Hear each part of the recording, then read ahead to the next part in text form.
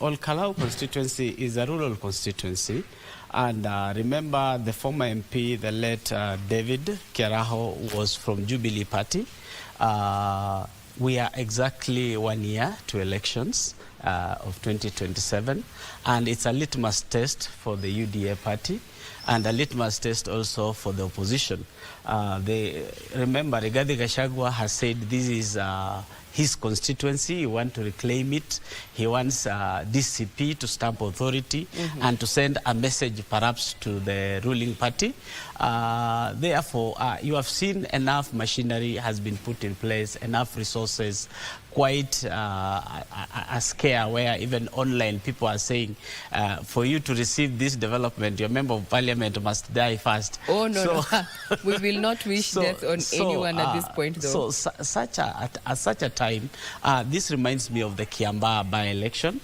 We were towards the 2022 elections. And therefore, the outcome of this election will really give us a projection of what we expect in 2027, especially between the camp where Rigathi Gachagua will be and the camp of President William Ruto. So, Melly, what I'm hearing, you're saying is that maybe probably is today, I would want to hear more, rather maybe understand what you're saying is today's vote primarily about replacing a member of parliament, that is the late Keraho, or is it also a referendum of in the political direction the Mount Kenya will take?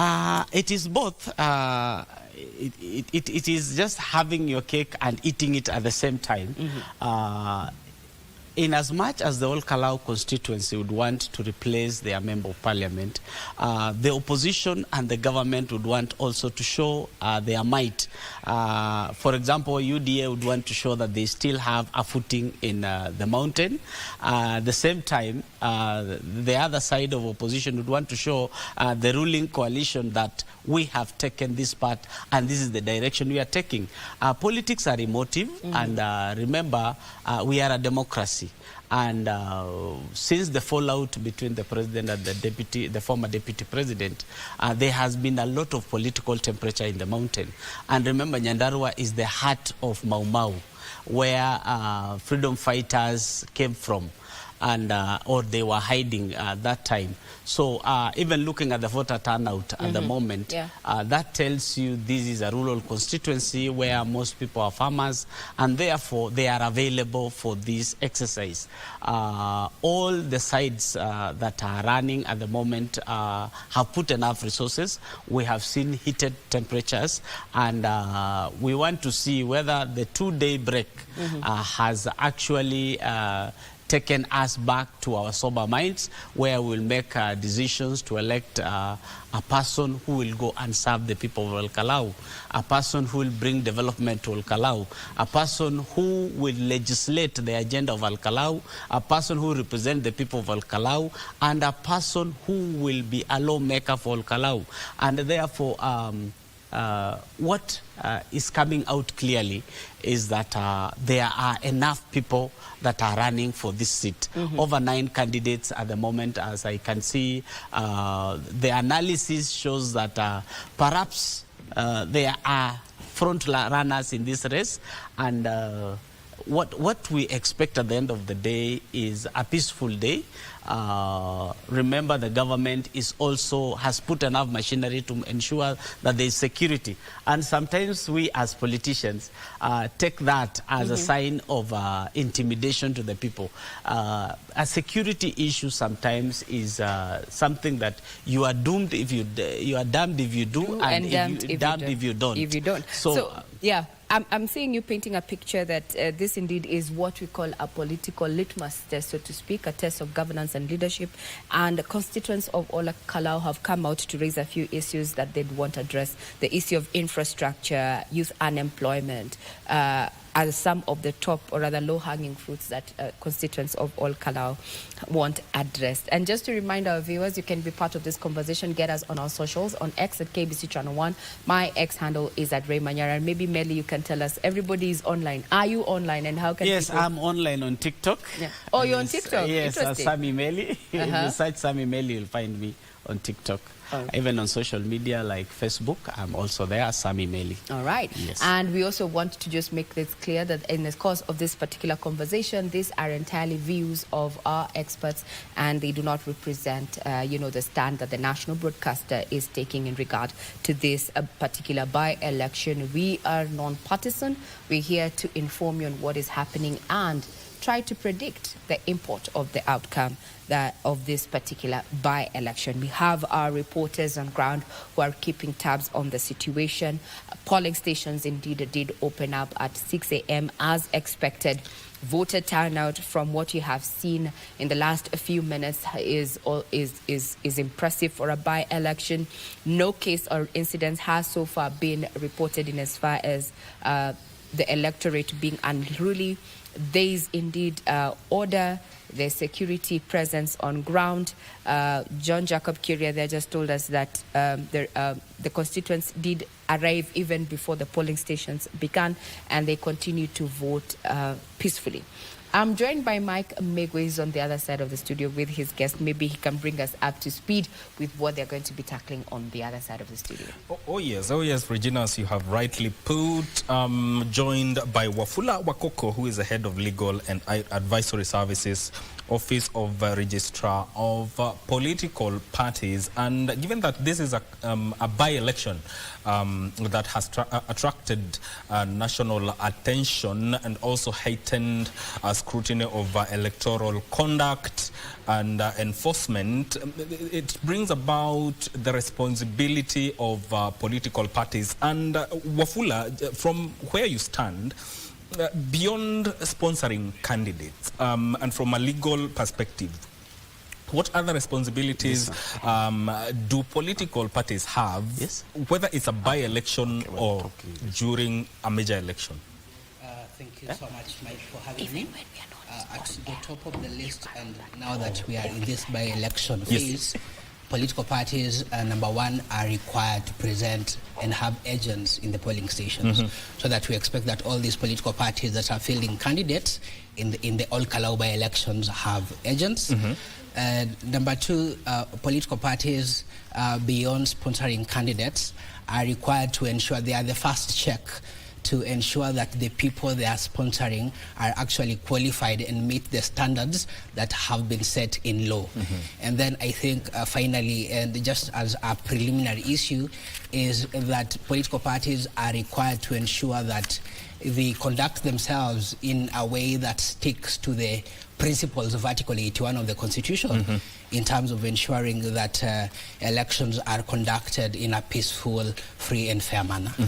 And given that they are also supposed to recruit members, develop policy, and also educate voters and field candidates, you know, there is the law and there are those who go against the law. For instance, if a party goes against the law or breaks the law during campaigns, where does responsibility begin? Does it start and end with the political party or with the candidate? It is a shared responsibility, really, because we have a number of actors in that space.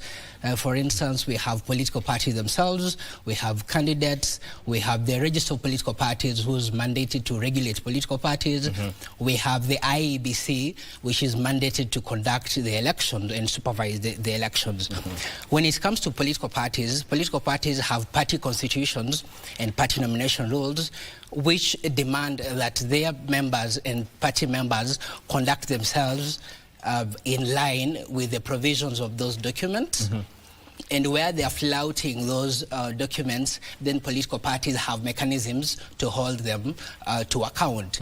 And number two, when it comes to the register of political parties, it's boiled down to the Political Parties Act and the party constitutions that these political parties have registered and recorded with the register of political parties, so that is also another phase of holding them to account. Yes.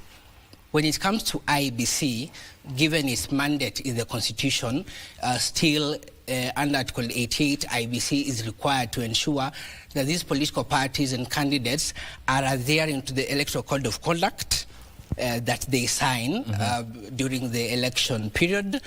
And again, that reminds me again, Mike, that we have the Code of Conduct for political parties that all political parties sign at the point of registration. And this code applies all through, whether it's an election or whether or where there's no election. And if that code is flouted, then there are provisions under the Act on how the registered political parties can go after political parties that are flouting the Code of Conduct for political parties. Yeah, we'll come back to that, but right about now, I want us to cross over to Kalou, where our reporter Giverson Minor is on standby. Giverson, if you can hear me, bring us up to speed with what is happening or has happened so far in Kalou regarding voter turnout and matters of preparedness, and when, if IEBC officials showed on time in the place that you are in. Giverson, if you can hear me.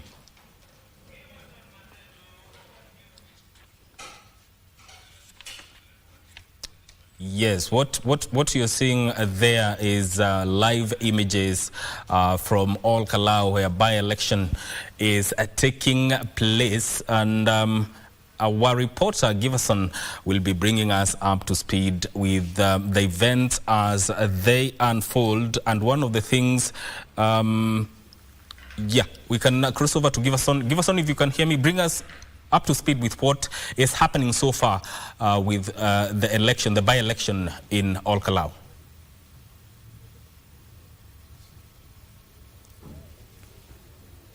We're coming to live from AC Primary School in just a few meters from the CBD of Kalou town, Kalou constituency. And as you can see behind me is very, very long queues of the electorate of the Kalou constituencies. And they have woken up so early. Actually, when we were reporting here at about 6:05, we got late a bit because of some issues here and there. We actually were meeting people on the road telling us they had already voted. And I can tell you, it's hundreds and hundreds of people have already voted, and they have gone their way home. And still behind me is lines of people in queues waiting to vote. And so far, we've not been able to hear any cases of hiccup or any challenges so far. Actually, people we've spoken to, I don't know whether I can talk to that lady for a moment. And they're telling us it's so smooth here. It just takes about, I think, 1, 2, or 3 minutes of your time to ensure that you vote. And remember, yesterday, IBC actually said they're only using the KIMS kit to identify the voters here and not any other way. And so far, that's how things are actually here. And over 4,000 people. This is actually the AC Primary School polling station is one of the largest polling stations across the Kalou constituency. And it has over 4,000 voters. And you can see, let me speak to her. Karibu sana madam. Tueleze jina lako na tuambie umeamka mapema sana kupiga kura, ni kwa sababu unataka kwenda shughuli zingine ama ni sababu gani? Nimekuja asubuhi. Naitwa Lucy. Mimi nimekuja hapa Kalou kuvote ndio niamue ni nani nataka akuwe MP wangu. Ni kazi gani ambayo iliachwa na mbunge aliyetuacha, ambayo unataka mbunge ambaye atakayeshinda uchaguzi wa leo aweze kutimiza? Kazi ile nataka afanye ni kuangalia mambo ya masomo sana. Juu watoto wengi hawasomi juu ya kukosa karo ya shule. Na je, baada ya hapa una shughuli zingine za kwenda kufanya, mpango wako wa siku ni mgani? Mimi nitaenda kwa shughuli zangu za kila siku. Pahali ninafanyia kazi, nitaenda niendelee na kazi yangu. Unavutia katika laini gani? Uko laini, nasikia kuna G, kuna J. Mimi niko kwa laini ya L juu jina langu ni Lucy. Asante sana. Asante sana kwa kutuongelesha. Asante. We will continue, of course, speaking to even others. Let me just speak to one or two. They have woken so up early. Habari yako mzee? Umeamka mapema sana. Mapema sana. Kabisa. Ni shughuli, uko na shughuli nyingi za kufanya, ndio umeamka mapema. Shughuli gani? Niko na shughuli nyingi za kufanya, lakini nimeamka mapema ili nitimize lengo langu la kufanya kuweka kura yangu. Ili nitenganishe kila ni nani atakaye kuwa mbunge wetu. Na ndipo nikaamuka mapema nimalizie hili jambo alafu ningojee matokeo. tangu mbunge David Kerau aage dunia ni miezi kama 3-4 hivi. Ni mambo gani ambayo unadhani yanafaa kutimizwa na mbunge ambaye atakashinda uchaguzi wa leo? Kitu ya kwanza ni ya kwamba ni awe akichaguliwa ashikilie lile lengo, kwa maana kama sasa hatuna mbunge, hakuna CDF inakuja, na ile milani ambayo ilikuwa imewekwa angalau ikaweze kuendelea na kutimiza, na ili akaweze kuwajibika katika eneo letu kama mbunge wetu. Asante sana kwa kuzungumza na KBC. Sijui niongee na mwenzangu pia hapa kidogo tu. Huyo ana shughuli zingine. Habari yako? So niongeleshe kidogo. Kidogo. Tuambie jina lako na umeamka mapema. Mimi naitwa Maina. Nimeamka mapema ndio nipige hizo shughuli za kupiga kura. Ndio siku ikuwe mzuri.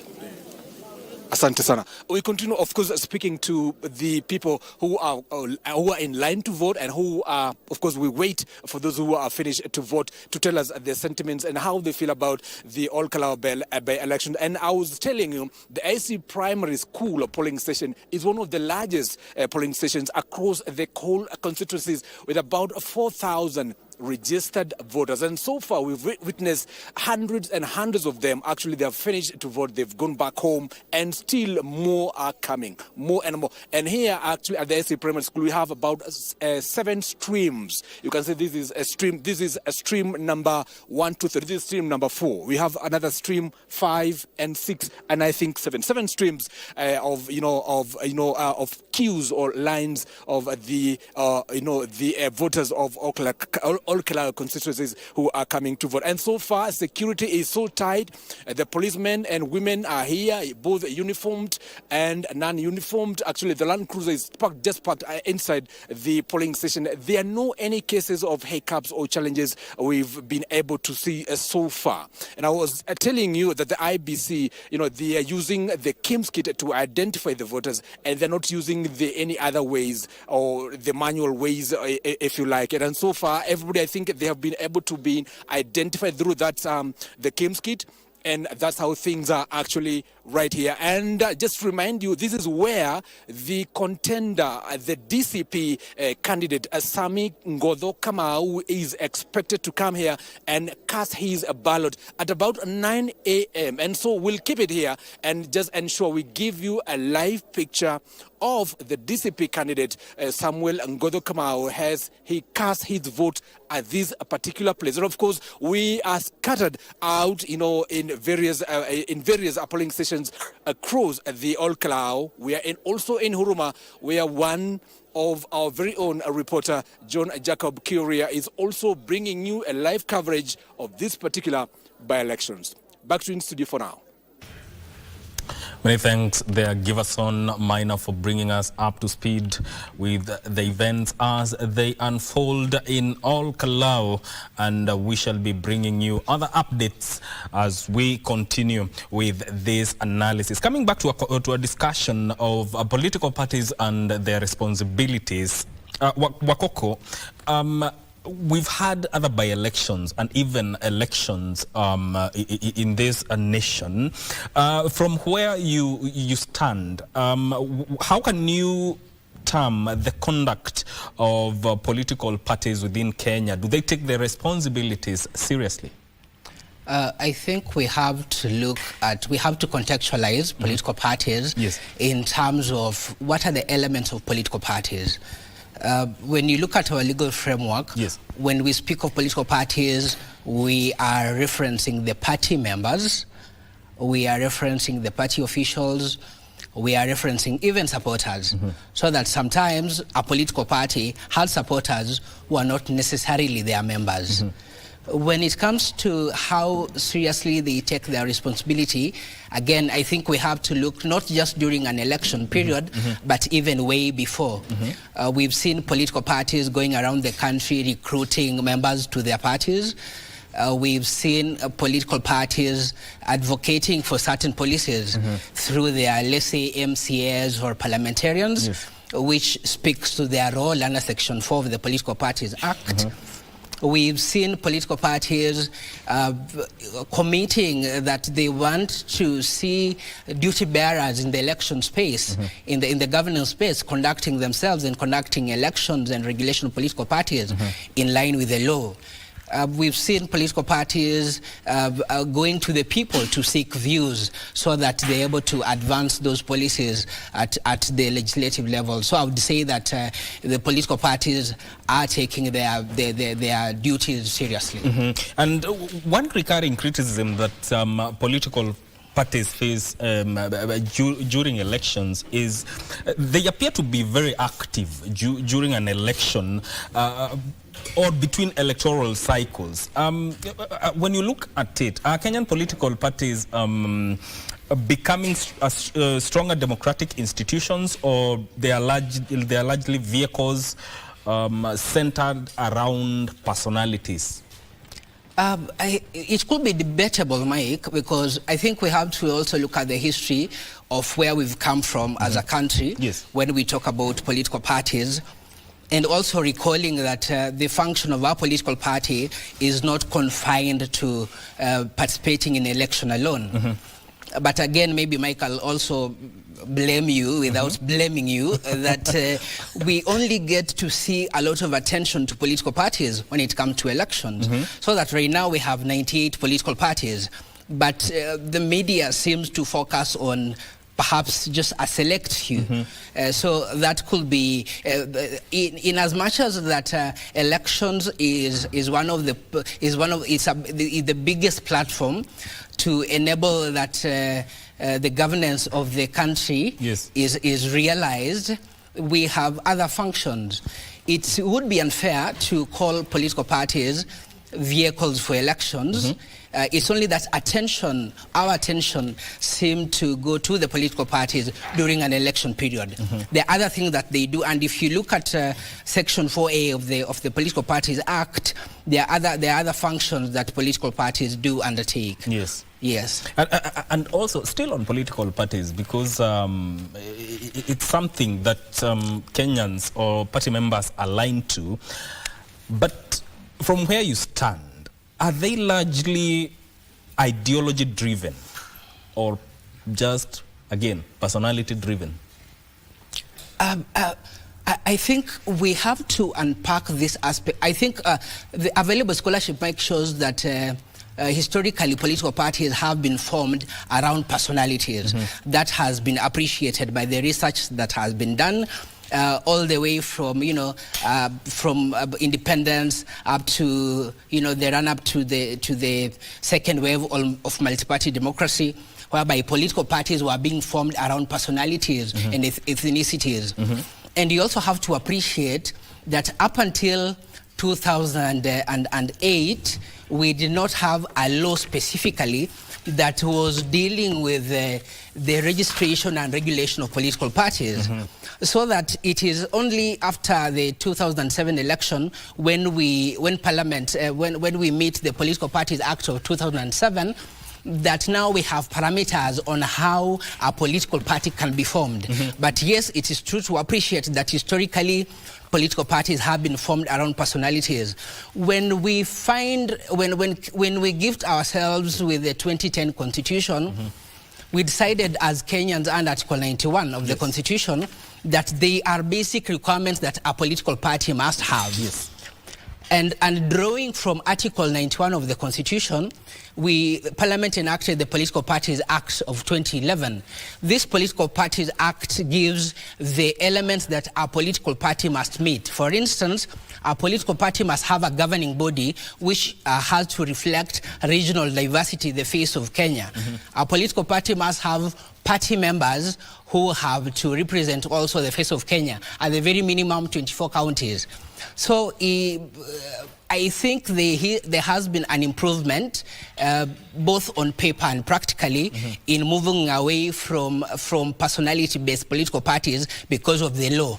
But again, Mike, if you are to be the Secretary General of Wakoko Political Party, there are people who might want to be associated with that political party because they know you. So it is something that perhaps is engraved in people to associate political parties with certain personalities because of perhaps the stature of those people in society.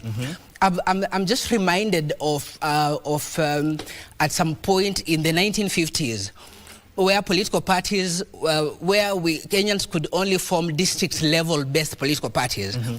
district level political parties, if you look at back at that time, this boils down to almost an ethnic. If we talk about a district, if I come to your county, for instance, I'm likely to find that a particular people, a certain ethnicity or a certain people are the majority there. So this is something that has come from the colonial times, that was engraved in us, that people were only allowed to form district level political parties at some point just after the declaration of state of emergency. But where are we today?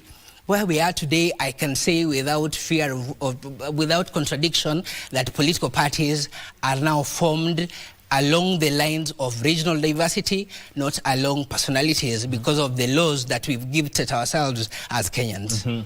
Let me rope in Wakili Wairimu Gatacha. Karibu, first of all, karibu sana. How are you doing this morning? I'm doing very well, thank you. Yes, and the focus is on All Kalou, but right about now we are just talking about political parties and their responsibility. And based on what Wakoko has said, there's something he has brought about. There's the aspect of stature versus ideology. From where you stand, what do you think Kenyans align to when it comes to political parties? Is it ideology or just stature? Just because someone is, I know someone, or someone is famous, where do they, what direction do Kenyans take? Thank you, Mike, for having me, and I'm very honored to be in the same panel. Kidogo too. I will come back to that, but I'll come back to that once you're fixed with Mike. But you've said about regional diversity, but we are still, there's the aspect of ideology. We'll come back to that, but right about now, Regina, even as you engage your guests, there's a question I have that is bothering me. When you look at the election, the by-elections that are happening, and maybe one of your guests can answer this, do you think our politics are permanently election-driven or just governance-driven? Which is which? That's a good question, because you just pick it up from where we wanted to take this conversation. We've listened to your panel discussing matters of, regulation as well as political parties. And on this side, we're looking at politics as well as governance. And I'm joined by three gentlemen. At the far end, we have Muriuki Ndwega, who is a government expert, governance expert. Next to him is Sami Meli. Thank you very much. He made it in time. Political analyst. And just next to me is none other than Peter Mutuko, who is a governance and leadership expert. So we want to look at the import of this particular by-election, because we may not know the winner at this point, but we know it's going to have quite the impact on governance and leadership. And as we continue keeping tabs with our teams across the constituency throughout the morning, we're getting reports on what is happening there. Already a high turnout at the various polling stations. We have so far sampled 2. Among them, AC Primary, where DCP candidate Sami Kamau is expected to be casting his vote at around 9 a.m. We also heard from John Jacob Curia from Huruma Primary School there in All Kalou, where Samuel Mushina of UDA is expected to be casting his vote there. We'll be keeping tabs on that, and we also want you to be part of this conversation. Get us on X at KBC Channel 1. Tell us what you think about the by-election and the import of this after, the outcome. Now, let me, I had a question from Mike there. Do you think that we are led by governance and leadership, or is it affiliated in as far as, political lines are concerned? Better yet, what typically do you think motivates voters? Is it party loyalty, individual candidates, or the development records? Let's start off with the far end. That is Muriuki Ndwega. What is your take in regard to that? Thank you very much, and good morning. It is very simple. We have seen that in this country, politics are like a continuous process. Immediately we are through with an election, people embark on campaigns for the next election. And I would say it is very unfortunate that the Member of Parliament for All Kalou passed on, and now we have to get a Member of Parliament through a by-election. First of all, I'd like to wish all the best to the people of All Kalou, to ask them to vote consciously, to ask them to actually get in somebody who can bring some developmental change and have a future secured. So you want them to focus on development? On development. Right. Unfortunately, they cannot know right now who can be able to bring in development, because we have seen the government trying to do a lot of things, like giving out mattresses. They have taken 2 boats to Lake Olbolosat. They have also continued to do a few things, and unfortunately, when we raise these issues, because it's a matter of governance, when IBC spoke about it, they said not every handout necessarily means bribery. Indeed, because if you look at some of the spot check reports that we did as KBC Channel 1, some of the issues that were raised by the constituents was the issue of improved infrastructure. Correct. They want capacity building to deal with youth unemployment. So more or less they were saying this is what the constituents want, and that's why we are here. But hey, that is your opinion. We want to say that we are devoid of biasness here. Correct. Whatever is being shared here is purely the opinion of our panel of experts there. We stand here to just make the facts known in regard to that matter. So for you, Muriuki Ndwega, you're looking at, you'd want the constituents who've made their time, woken up even before 6 a.m., lined up at the various 144 police stations to work and focus on development. But they cannot know at this point because they have not yet all right. elected. Now let's hear from Melly. Is it party loyalty, individual candidates, or development records that motivates voters? Now, I think this is where sometimes we miss it, because we fail to understand the functions and duties of a member of parliament. A member of parliament has 3 functions: legislation, representation, and oversight. When we put such expectations on a member of parliament, at the end of the day we miss it. One is that a member of parliament has a CDF committee which has been working. Even when the member of parliament had passed on, there's a CDF committee which was running the projects that were supposed to be implemented. And quote unquote, this was construed or misunderstood as being voter bribery, because there are activities that have to be done. There are development projects that have to be delivered, and perhaps they had been scheduled. If you look at the PSS and the cabinet secretaries, they have a diary where they do things at a certain time. And remember, all this was coming towards the end of a financial year, and therefore things had to be done and finished before the end of the financial year. Now, when we come now to the people, if they want development, they should look for somebody who can lobby for them that development. It is not just about political heavyweights. Sometimes we go with politics. We go with the euphoria of politics, and at the end of the day, we choose the wrong person. And we start crying that the development is not coming our way. This is where member of parliament should knows which routes to go, especially when development is delayed.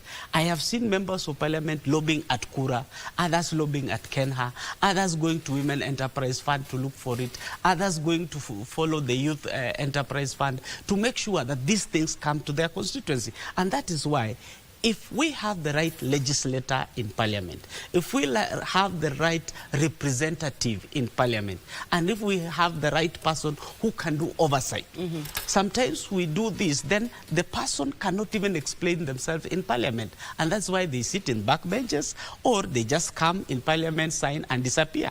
Right. And they tell you that they are representing you. How do you represent the people when you don't show up in parliament? Good question. So from where you're sitting as a political analyst, you'd want someone who can deliver on their mandate. Yes. Yes, who can lobby. Yes. Someone who understands, the law and such, because the role of a member of parliament actually is legislature. Yes. Right? Yes. So let's bring in Peter Mutuku. What do you think? Is it the individual, development, or political party affiliation?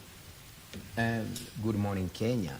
It has been about political parties. And that should not be the case, because there are some regions you'll hear that this political party belongs to this region, and this political party is for our people. But the issue of just electing a person because he belongs to a certain political party is sort of taking us back to the 60s. We are too old to be taken back to 60s. Now we are grown-ups. But you need to make a sober judgment and elect such a person that will do the following, as he said: representation, legislation, and oversight.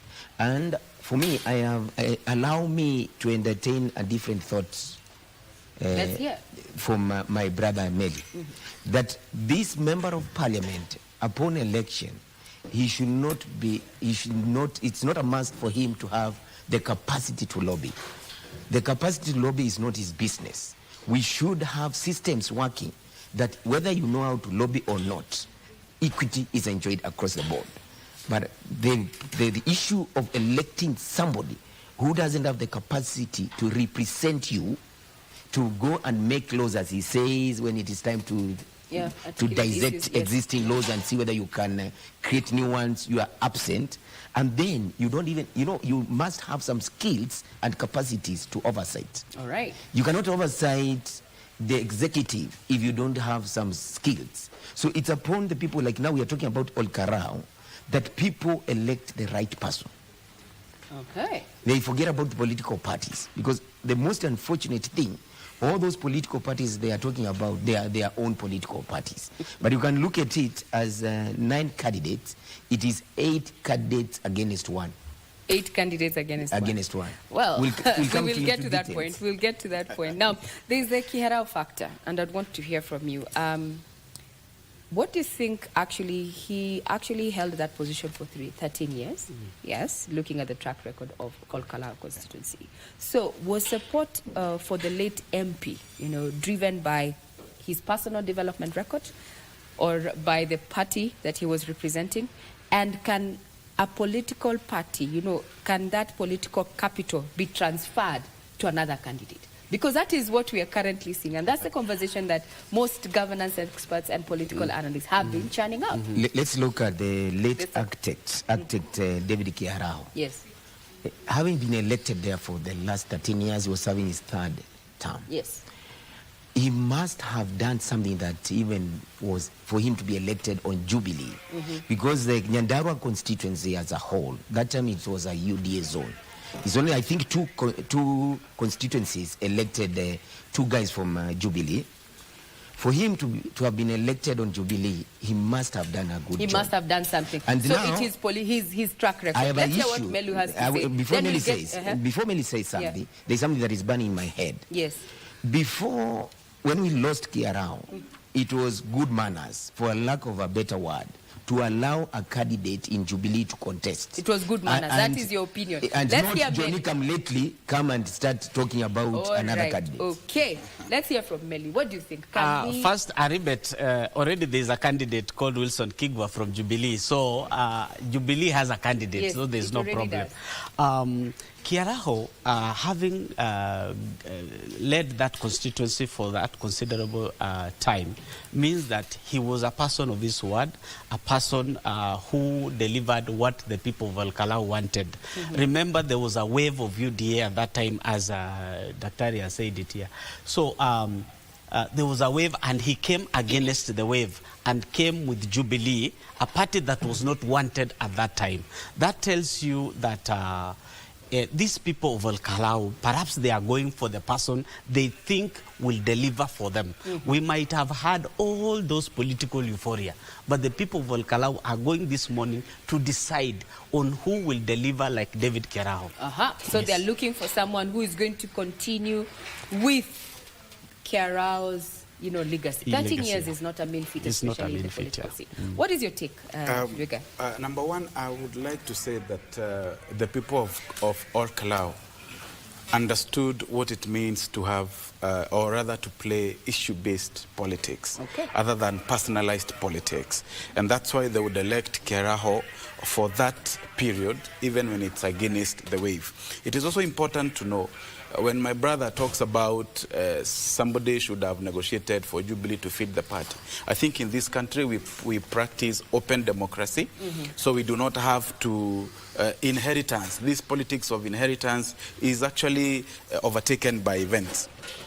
what the people Politics of inheritance. Yes, that one has already been overtaken by events, and we must understand that the members of parliament or senators as a whole, their work is not to lobby.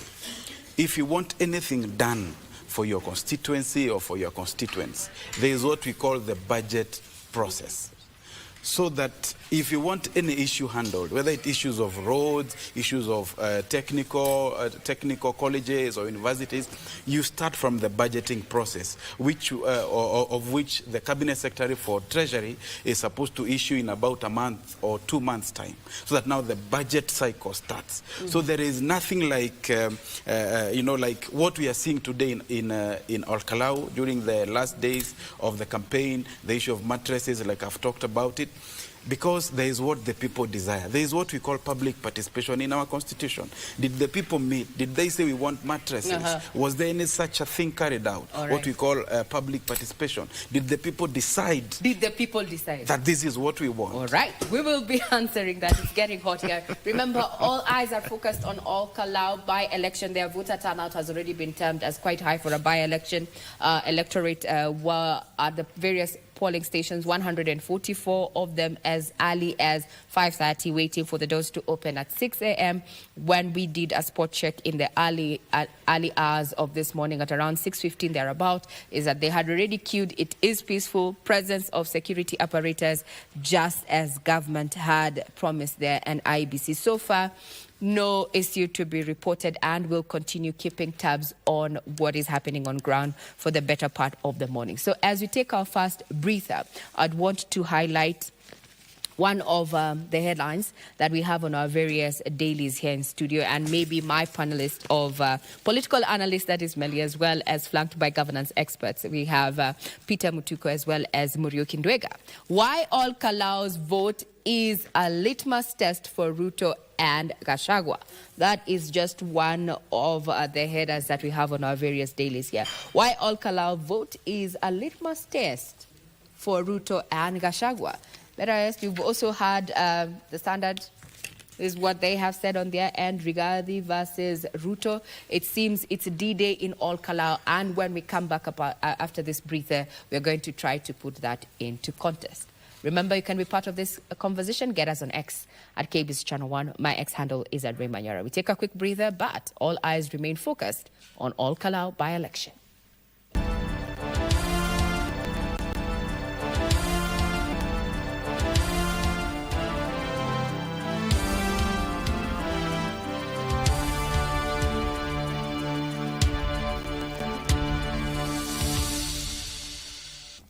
Now, if you're wondering if constituents of all Kalou made it in time for this, what has been termed as a litmus test, not only for our IEBC, the new leadership, but also for politics in as far as the government and the Mount Kenya basically is concerned. Now, total registered voters, as we mentioned, are above 72,000 there. The voters there, as you can see on your screen, they arrived way before 6 a.m. We are keeping tabs. No incident has been reported yet. It seemingly is quite very calm. All of them queuing. They're using the biometric kits there, as we learned from our teams on ground. And as far as the demographic is concerned, both the young and relatively old have already been seen getting to their various polling stations that are spread across the 5 wards in all Kalou constituency. For the better part of the morning, we have been seeing voters continue to line up and stream in and walk off peacefully. It's a by-election that has already been termed quite high in as far as the voter turnout is concerned. And questions have been asked, is it because it is heated or considered a hot by-election, so to speak, or is it according to the trends that we've had from not only Nyandarua, but specifically in all Kalou? Over the years, the voter turnout has always been high. from the reports that we got earlier from IEBC. Now, Mike, over to you. Before we took that quick breather, we were just sampling some of the various headlines that we have on our dailies that are here in studio. And one of them was, why is the All Kalou by-election a litmus test between President William Ruto and a former Deputy President Rigathi Gachagua? Maybe you can pick it up on that end, since you're discussing IBC and matters politics on that end. Take it away, Mike. And that is in line. And also, before we even went on a break, there's something that Wakoko said that I think is of interest. What attracts Kenyans to political parties? Is it the stature of the person who owns the political party, or it's the ideology? And what is the responsibility of the party, or whose responsibility is it to ensure that party members understand the ideology of the political party? I want to bring in Wakili Philomena Gatacha, who is an advocate of the High Court, to chime in on this issue. From where you stand, is it about the stature or the ideology? Second, whose responsibility is it to ensure that party members really understand the ideology of the political party? Thank you so much, Mike. First of all, on the question of are the voters in Kenya currently, are we mostly focused on the stature of the political leader of a certain party, or are we looking at the policies, ideologies of the party? I think we are doing fairly well in terms of being able to assess and being able to separate political affiliation from what a particular individual, because leadership is an individual choice. You pose yourself out there as a political candidate, as an individual, and over the past 3 months we have been able to, the people of All Kalou have been able to be explained to by the various political candidates for that position on what they plan to do, on what their plan is, and how they want to change and how they want to bring development to All Kalou. All Kalou in particular is a very good point of reference when it comes to observing whether political affiliation or individual vision and leadership of a leader ought to be considered. When we go back to 2022, during a time when the UDA was the significantly popular party within the mountain region, the people of All Kalou re-elected a candidate who came and vied under the Jubilee ticket. And have we seen what he has been able to do for the people of All Kalou? Yes. Yes, as a country, there are so many lessons that we can take. Actually, most parliamentarians can be able to take so many lessons from the leadership of the late David Kiaraho. So today, I am very confident that as the people of All Kalou have done in the past, they'll also be able to make a good decision, not based on slogans, not based on party affiliations, not based on party colors, but based on what they want for their region and who is the best person who is suited. Of course, the main political actors play a very big role because, as we have seen in the headlines, it is between the former deputy president who has posed himself as the king of the mountain and the president, His Excellency the President, William Ruto, who continues to enjoy some support across the country. So it is a very serious battle, but I hope at the end of the day, the people of All Kalou can know that the election is a one-day event, but the decisions that leader will make will affect the families living in All Kalou every single day. And still on you, Wakili, you know, as a country, we usually experience and see party defections, especially towards the electioneering periods. And these defections include elected leaders. And it raises questions about whether the voters elected the person or the party. My question to you here is, does frequent party switching undermine voter confidence in political parties as democratic institutions? Political parties are generally outfits that leaders or other politicians use so that they can be able to achieve and be able to attain that political position that they are vying for. And I want to imagine if I were to vie for any position, yes, I would want to look at the party that most identifies with my vision. That is where I would want to place my candidature. Secondly, that one will not be affected by popularity or lack of popularity in the future if my ideologies are aligned to that party. So it begs the question, are our politicians who sometimes have questionable leadership skills, are our politicians aligning with certain parties because of the ideologies they share or because of their popularity on the ground?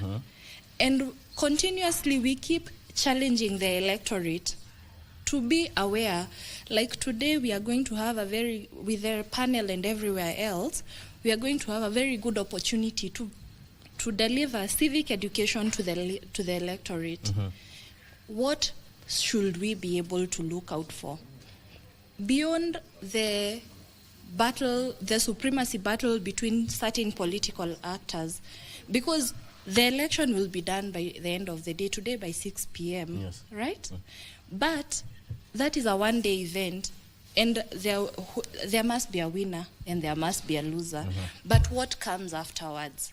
Will the people of Kalou be happy with the choices that they have made? Will every other Kenyan everywhere be happy with the choice that they have made? Today we can see the preparedness of the IEBC. I remember, Mike, 1 year ago, I sat in a panel in this very studio, and we were discussing the vetting and the appointment of the IEBC board. I remember we passionately gave our views on what we expect, on how we expect they will show and exhibit their integrity. Yes. And I can say right now, given the preparedness and given the actions that they have taken, they have actually been able to achieve that which we hoped that they would achieve. Secondly, if it is the security deployment there, given the recent history of the violence, it is important for us to ensure that security is mostly tightened today within Kalou, so that every registered voter walks in and out of the polling station and back to their home, knowing that they have been safe, knowing that their vote will be safeguarded, and knowing that there will be a free, fair, transparent, and a credible election. Wakoko, I also want to hear your views on this matters of party switching. Does it undermine voter confidence in political parties, which are supposed to be seen as democratic institutions? Thank you, Mike. But allow me to take you back a bit. Okay. There's something that you said about political party ownership. Political parties are owned by party members and Kenyans generally. So that what we had before the 2010 constitution is not a reality anymore. So it's not that this political party belongs to one individual. Then also, number two, I thought it's important for us to think through when we say a party ideology, what does that mean really? It is, what does this political party stand for? So, I mean, because of the issues that we face in Kenya or in the global south generally, most the citizens would want to to realize, is there access to health, is there access to education, food, housing, etc. So that is what I would think our political parties try to propagate because of the problems and the issues we face. Back to your question, Mike, party defection and whether it affects party confidence. Yes, in political parties. Number one, party defection is actually a legal issue. So that once in a while we'll see in public people claiming that they have moved from one party to another, or they claim that they are no longer in the party which perhaps sponsored them. Yeah. But it's a legal issue. You actually have to write to the political party that you resigned, the one that sponsored you. So this is a gimmick. This is something, it's theater in the public really. But in reality, these people have not defected. Now, to those that have defected or those who have resigned from the political parties, whether it erodes voter confidence, I think we also have to remember that we decided as Kenyans in 2010 through our constitution that you are at liberty to join any political party. You can join Philomena political party today and tomorrow resign from Philomena political party and join Wakoko political party. It is something that we gifted ourselves as Kenyans. Voters, what do voters want to see? Would it be an issue if you keep on moving from one party to another? I confess that it's not something I have paid my mind to, but now that you asked me, perhaps it boils down to what are you presenting to the people when you appear before them? If you want to be a candidate, for instance, what are you presenting? Is it your manifesto? Is it the role that you want to go and play in parliament? I doubt that people would punish you because you have moved from one party to another. Because remember, we are the ones who decided that we have that liberty to move from one party to another. Until we change that, we cannot punish anyone who decides to leave one political party to another. But also remember, we have repercussions. For instance, if you are an elected member of parliament or county assembly and you resign from your political party to another, then there are repercussions. The relevant speaker will issue a notice of vacancy, then a by-election is held. But maybe that's why I said it's theater, because these people never write to the party to say that they have resigned. We've had cases in court where people have claimed in public that they have moved from one party to another. But when it comes to court or it comes to determination, they say, look, section 14 of the Political Parties Act provides that I need to issue a notice, but I never issued a notice. So it is really a legal issue. They never do it in writing. They never do that in writing. Because they would have to vacate their seats. Exactly. So it is theater, and they are aware of this. So until someone has actually put it on paper and said that they have resigned, that is not resignation.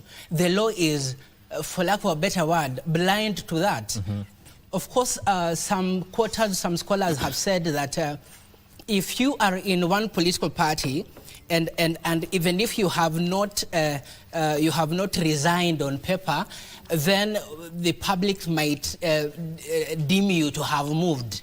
Now, what Parliament has done is, under the Political Parties Act, is if you are a political party and your member is associating with another political party, the political party has been given power to punish you, to deem you to have resigned, even without you writing a notice to the political party that you are resigning.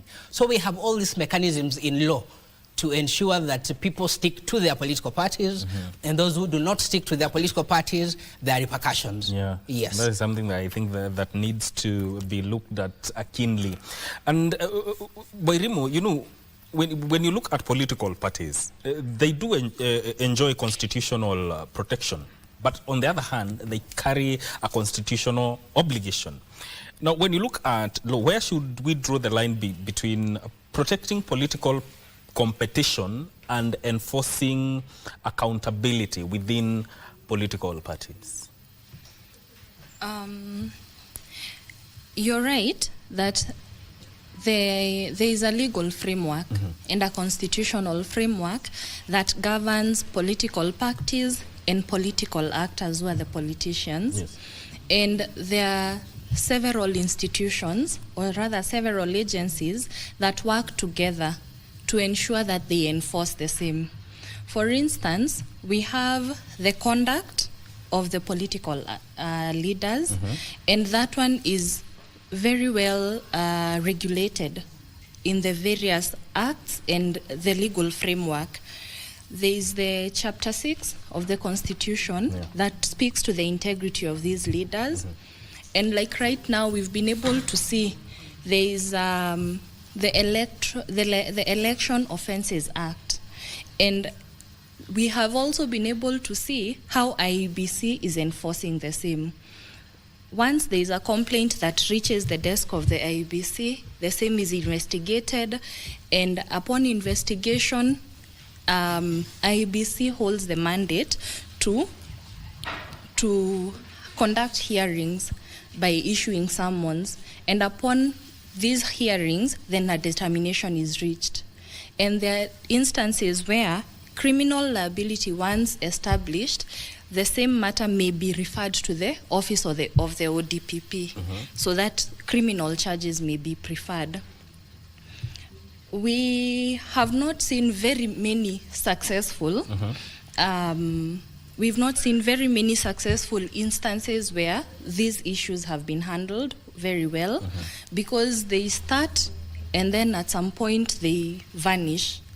But it will be important if we can follow the legal framework that control, or rather that gives and regulates the political actors. It will be good. Also, my own personal recommendation will be if the political actors, for the purposes of the future, if the political actors are found culpable of electoral offense, maybe during the campaigns, or after, or generally in the tenure of their service, that determination that they've been found culpable or they've been fined, and how they have acted afterwards, should be considered when it comes to vetting and clearance for the next election, so that we can sanitize and bring dignity into how politics is carried out, so that we know that incitement, hate speech, open actions that are not in line with the law are not going to be acceptable and are not going to be encouraged. And that there are consequences to those actions as well. Yes. And when you look at the constitutional mandate for political parties, there is an expectation, Wakoko. Parties are expected to promote national unity, rule of law, and even democracy. And in practical terms, and from where you stand, how well do you think these political parties in the country are living up to these expectations? Thank you, Mike. Broad question. I'd want to go back from where we began, that now we have to look through the elements in the political party, in terms of the party officials, the party members, and party supporters. Without necessarily naming political parties, we have seen, even for this by-election, where on opposing political parties have come out and said, look, this is our country, and we have to ensure that the duty bearers are conducting elections in line with the law. They have called upon their supporters to ensure that they do not do anything which contravenes or which may contravene Article 81 of the Constitution in terms of being an election which is free from violence and intimidation. To that end, I believe and know that the party leaders have come out clearly and pronounced themselves on that. Of course, there is a lot to be done, really, and a lot to be done because we should divorce the idea of a peaceful nation from elections only. I think it is a larger conversation, and that's why from where I sit, we are collaborating with other state actors and non-state actors, so that it is a conversation that also goes to the people. These party officials or party leaders are a reflection of who we are, perhaps. These party leaders are drawn from us as a people. these party leaders, whether they're propagating peace or otherwise, who are they speaking to? So it is a shared responsibility between the actors that we pay taxes to, like me, and Kenyans themselves. So that it is, if I come to you, Mike, and tell you to do something, what responsibility do you have as a responsible Kenyan? Yes. But again, have you also been given the right tools as a Kenyan to be able to see through what I'm saying as a political leader? So perhaps that is what we need to really center on, and I'm glad that we're having this conversation today, so that even as the media, as we go out there, we have to remind Kenyans that number one, this is what we decided. This is what we decided in our own constitution. And again, we all have a stake, whether you are in the media or a party official or a public officer or any other mwananchi. We only have one Kenya, it's one country, so we have a shared responsibility. Thank you, Mike. Very important, very important. I want us to take a very short break, but before, as we go for that break, just to capture what is captured on the front page of the Daily Nation, Rumble in the Mountain. That is what is captured on the front page of the Mountain. Remember, this is an analysis of the by-election happening in Kalou, and it's continuing after this short break. Stay with us.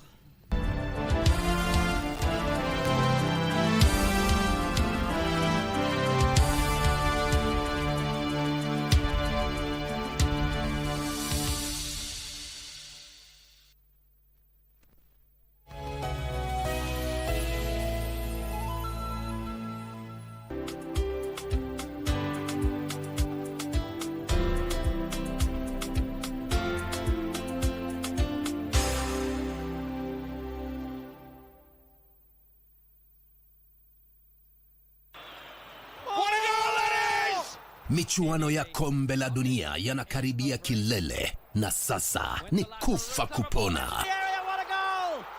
Farasi wawili wanaopatana ugani, ni mmoja tu ndiye atakayesalia, huku mwingine akifunganya virago na kuelekea nyumbani. Je, ni timu gani itakayotwaa ubingwa huu mnamo Julai 19 pale MetLife Stadium? Jibu hili utalipata hapa KBC Channel 1, tukikupeperushia matangazo ya FIFA World Cup moja kwa moja kutoka Mexico, Canada na USA. Goal! They've done it! Pia unaweza kupokea matangazo haya kupitia stesheni za redio za KBC. Istoshe, kwa wale wanaopenda kuona mechi kupitia big screens, KBC itawatembelea mtaani kwenu. World Cup iko KBC. KBC, your true sports partner.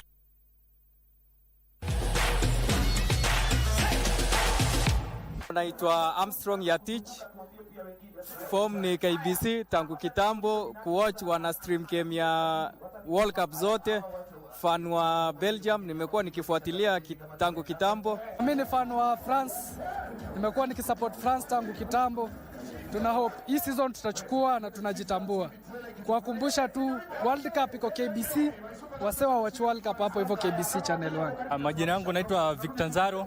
Mimi nilikuwa na support Congo, lakini juu imetolewa na support Argentina, Messi to the World Cup. Kwa majina ni Douglas Gitonga na mimi ni mkaji hapa UK na niko na support KF+, lakini sasa kwa sababu ilienda home na support France. Tunatambulika kwa mandhari yetu ya kuvutia, tamaduni zetu, ukarimu wetu, vyakula vyetu, uchapakazi, na pia kwa sauti tofauti za watangazaji wetu waliobobea. Libengo liko hapa aka upcoming sponsor. Bila shaka hapa ni kama PDG, ma deep state, pia vile cartels. Tunaenzi talanta za pwani, tunakuza talanta za hapa kwetu nyumbani. Tell a friend to tell a friend. Tuko mjengoni kama kawa na wanangu wengine wawili. Usikose kutegea 103.1 Pwani FM, station ambayo itakupa fursa ya kupata uhondo kamili wa pwani na kuleta Wakenya pamoja. Pwani FM, tafrija ya kipwani.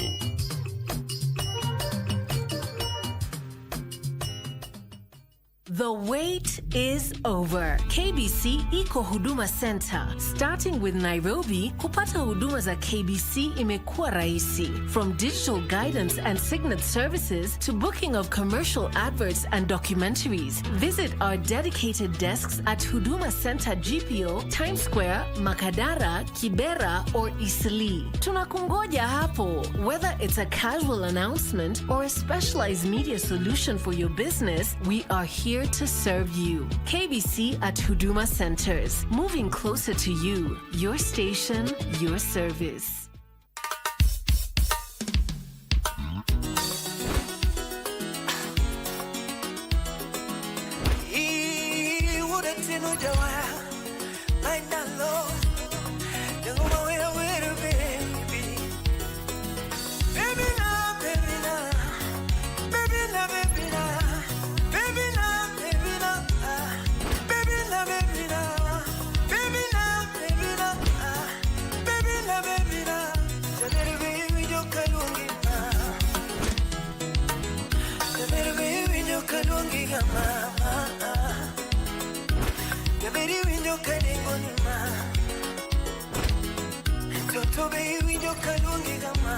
Slim Nyarawendo SNA Radio Mayiga Mato Marwa.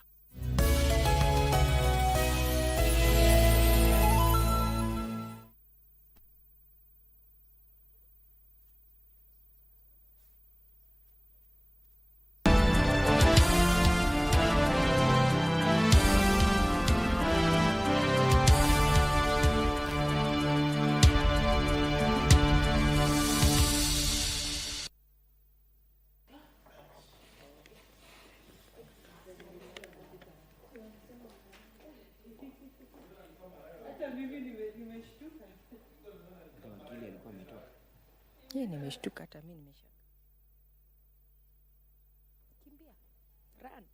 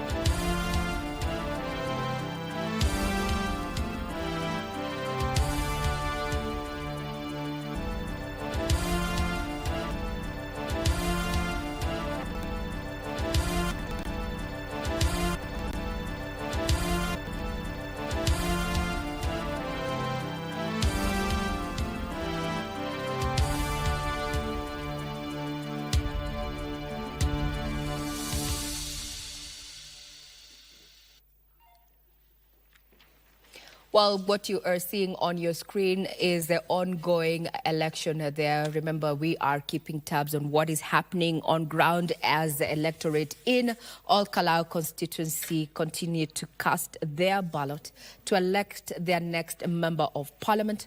This is a by-election that was occasioned by the demise of the former David Kiaraho, who is a former member of parliament there. It has been termed as the hottest by-election yet. 9 candidates who have been cleared to participate in this particular by-election. 144 polling stations. Voters reported to have arrived way before 6 a.m. when the doors were open. What is currently being used during this particular by-election is a biometric kit. As you can see there, they're taking some biometrics before the voters are allowed to go to the polling booths there. So what you're seeing right now is what is happening live in Kalou. Earlier reports indicate that the process has been termed as smooth with no incidences reported there. Some few days ago, IBC issued a voter conduct policy, so to speak, that included that no one is allowed to take a photo of their cast ballot there. And should you be found doing that, then you will be found culpable of election malpractice there. We'll continue keeping tabs on what is happening in our various polling stations. Remember, we have a team that is on ground in County 31, that is, and precisely constituency there is Kalou. We're going to be keeping tabs on what is going on. We have Sydney Giverson, who is keeping tabs on AC Primary, where DCP Sami Kamau is expected to cast his vote at around 9 a.m. This particular polling station is of interest given that it has over 4,000 registered voters. We have John Jacob Curia, who is also on ground and is going to be keeping tabs on what is happening in his area. Earlier, he had given us an update from Huruma Primary School, where Samuel Mushina from UDA will be casting his vote this morning. We'll continue bringing you the live feed and also just wanting to know about the voter turnout and what election observers have reported, if indeed they're going to report any concerns, as well as the security situation, which as of now, which is some minutes from past 7, actually, it's 8:12 to be precise. The situation has remained calm from 6 a.m. when it started this particular broadcast.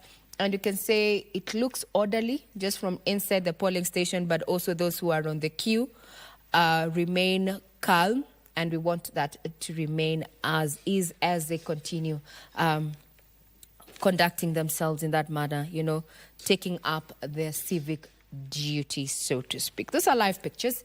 You can also be part of this conversation, especially if you are in Kalou. Tell us how the situation looks like. Have you cast your ballot? And after casting your ballot, have you gone back, or are you still watching the broadcast from various media outlets, including the digital platform? Now, to bring back the conversation back in studio here, I'm joined by 3 gentlemen who make up the team of my panel of experts this morning. At the far end, we have Murioki Ndwega, who is a governance expert. Next to him, right in the middle, is none other than Sami Meli, who is a political analyst, and to my immediate left is Peter Mutuko, who is a governance and leadership expert. Gentlemen, we've seen the headlines in our various dailies, and it said that this is a litmus test that is going maybe to influence the direction that especially the Mount Kenya region is going to take come the general elections 2027. That was a question that was posed from the other end. And as I give you a moment to respond to that, I would also want you to respond to this. Are political parties, overestimating their influence compared to the local issues? Because we have seen quite a play out there in as far as the representation in Kalou is concerned. Who would want to go first? Meli, let's start from a political. Political parties are instruments that we use to gain power or to get into leadership. And other than political parties, the Constitution allows independent candidates. But you realize that in the recent years, majority of the people vying go with political parties. One, because political parties have machinery, political parties have structures, political parties will give you a support. And this brings me to the whole Kalou issue at hand. If a political party has mobilized enough, for example, UDA did grassroots elections, and in every polling station, they have 20 mobilizers. So I'm expecting, for example, in the 144 polling stations, they have around 2,800 mobilizers.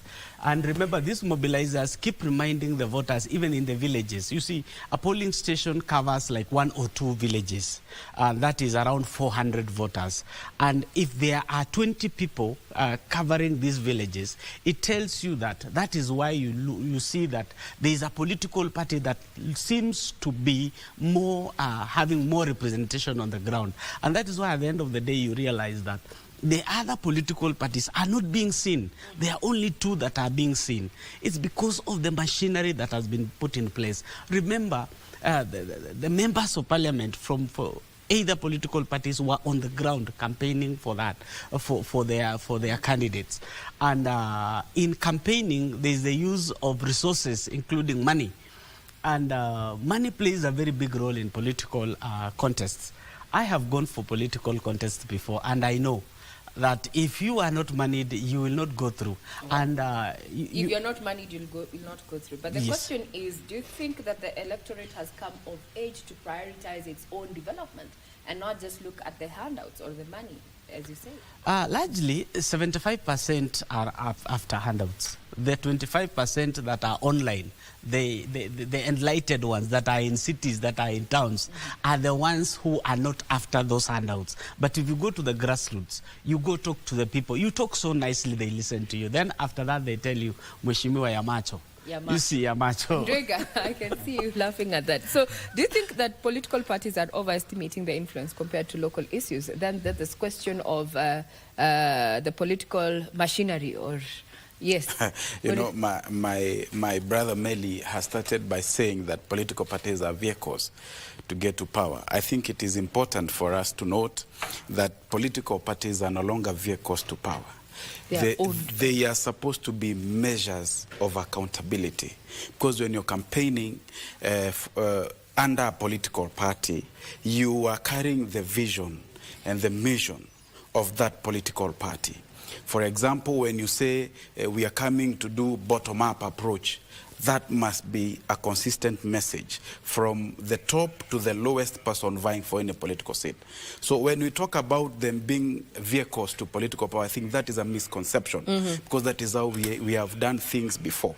Again, I won't talk about issues to do with political resources. Yes. He has said if you're not moneyed, then you cannot make it. We have seen people who have made it actually without money. Yes. People have been enlightened enough, and they now want to have visionary kind of political leaders vis-a-vis political, vis-a-vis money. It is an open secret that the current government, for example, the UDA party, is using a lot of resources in any by-election, because it's a do or die for them. And that's why I differ with the headline on the Star today, when it says it's a litmus between President Ruto and the former deputy Rigathi Gachagua. Okay, let me just show our viewers what this particular daily has and what you're speaking to. You're saying you differ with this particular headline. I differ, absolutely. Why all Kalou vote is a litmus test for Ruto and Gachagua? Yes. You differ with it? I differ with it, because it is actually a litmus test for the IEBC. For the IEBC. For the IEBC. Yes. People want credible, transparent, verifiable kind of an election. It has nothing to do with President William Ruto. He does not live in all Kalou. Rigathi Gachagua does not live in all Kalou.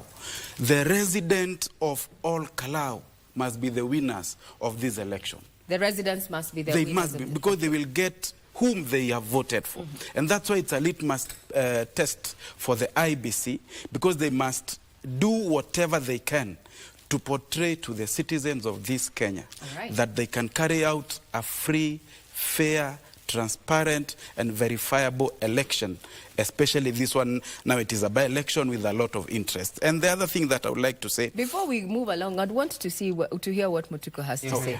Do you think the electorate has come of age to prioritize its own development and not play party politics? We've been hearing a lot of talk in terms of a certain party is using all the resources that they have, as do or die, as Mr. Ndego has said. Have we come of age to prioritize development?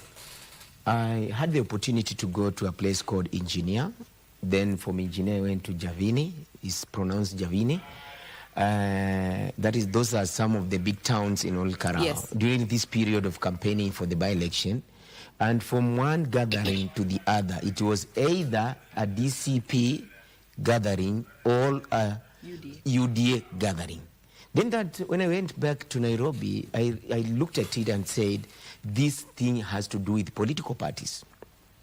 So we are not yet off the issue of thinking about political parties and who is the owner or who is the driver of that political party. To the extent, and I hope I'll be taken within the context, to the extent, as long as this political party is led by one of us, and we are going to the promised land, but he's forbidden to cross River Nile with us. He will be left this other side and he will tell us, go there and discuss on yourself. We'll still go with that way. I hope so in as far as political parties, you believe that they play a role in how the electorate casts their ballot? We are not there yet. Yes, and then the other thing... I can see Meli wanting to challenge what you have. He can, it's his own right, just as mine. Yes. He will bring it, then if I need to respond, I will. You will respond to him. But I don't need what did you want to say? I'm on the floor. It's your moment. Please proceed.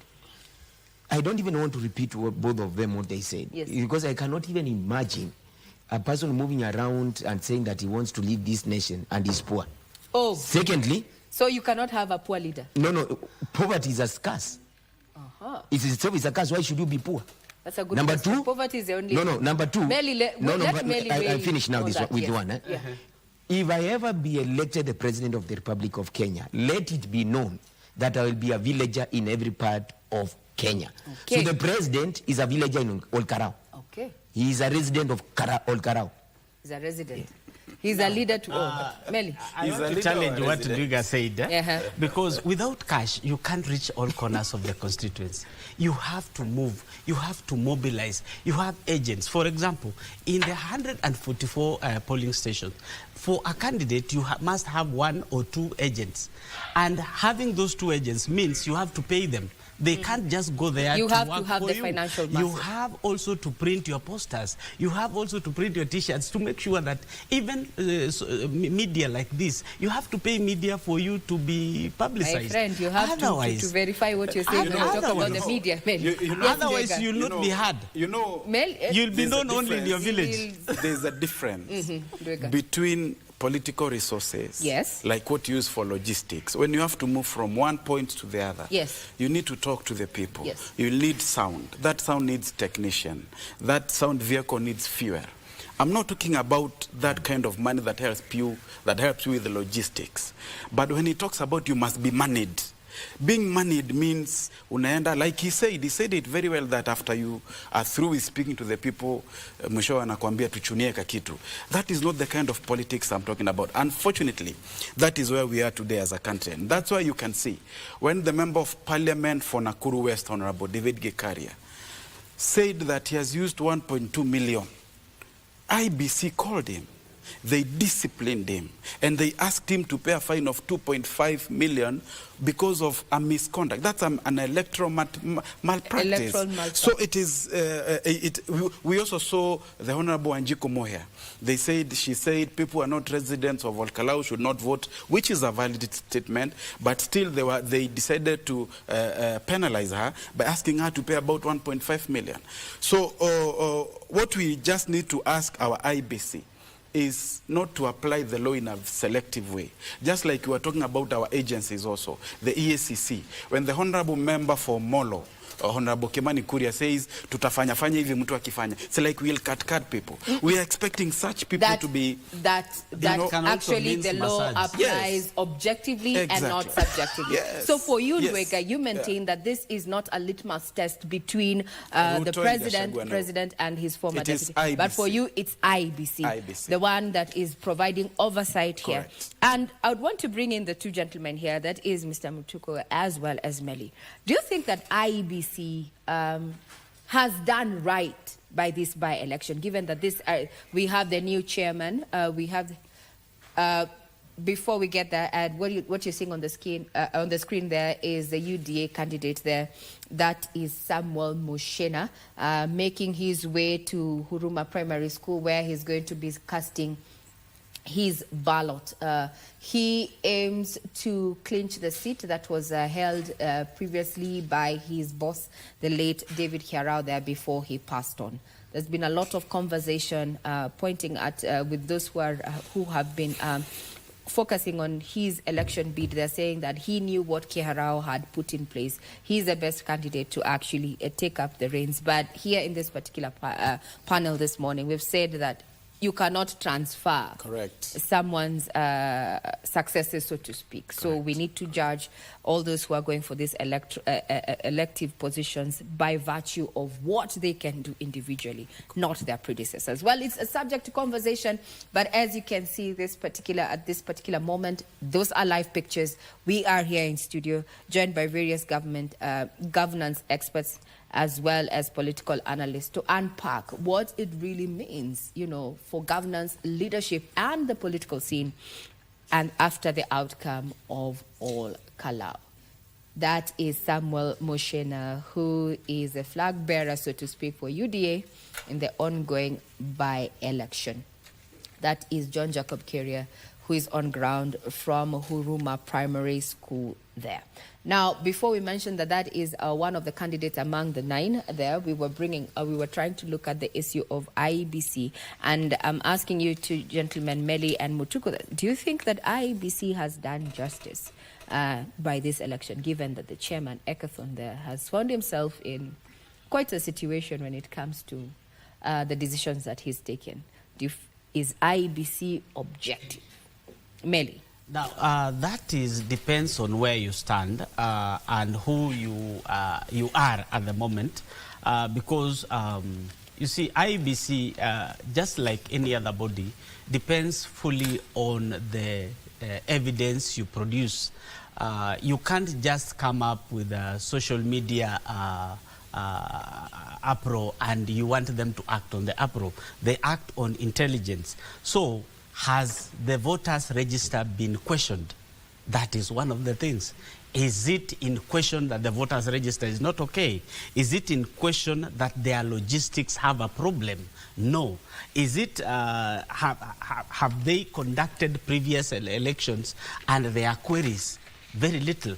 That tells you, with the new commission and with meager resources that they receive from Treasury, they are trying their best, though I have not seen them doing public participation, especially on advertisements, on media platforms, informing the voters on their rights, on what is expected of them.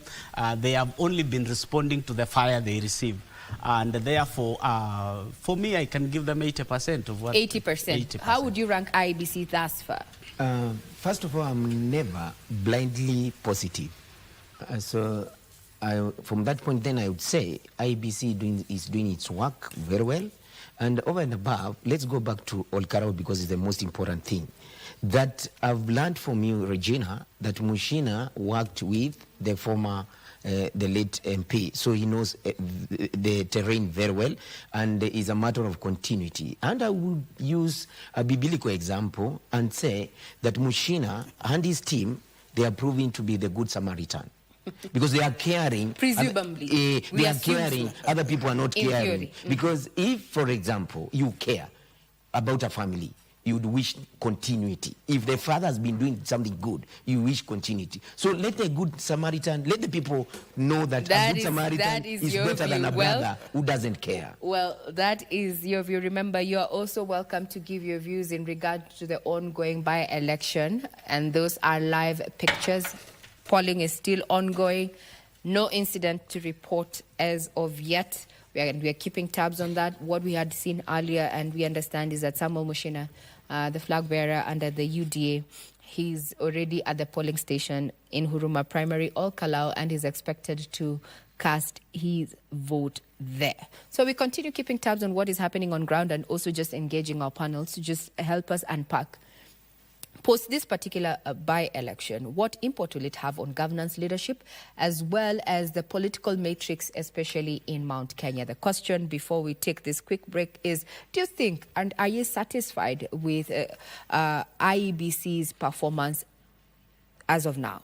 Do you think IEBC is doing a good job, or what is your take on what it is doing right now? Get us on X at KBC Channel 1. Are you satisfied with the conduct that IEBC has carried itself in this particular by-election? I'm Regina Manyara. We'll take a quick breather, but when we return, we're going to be focusing on what would constitute a credible victory other than simply winning the seat. Do not go away. We'll be right back.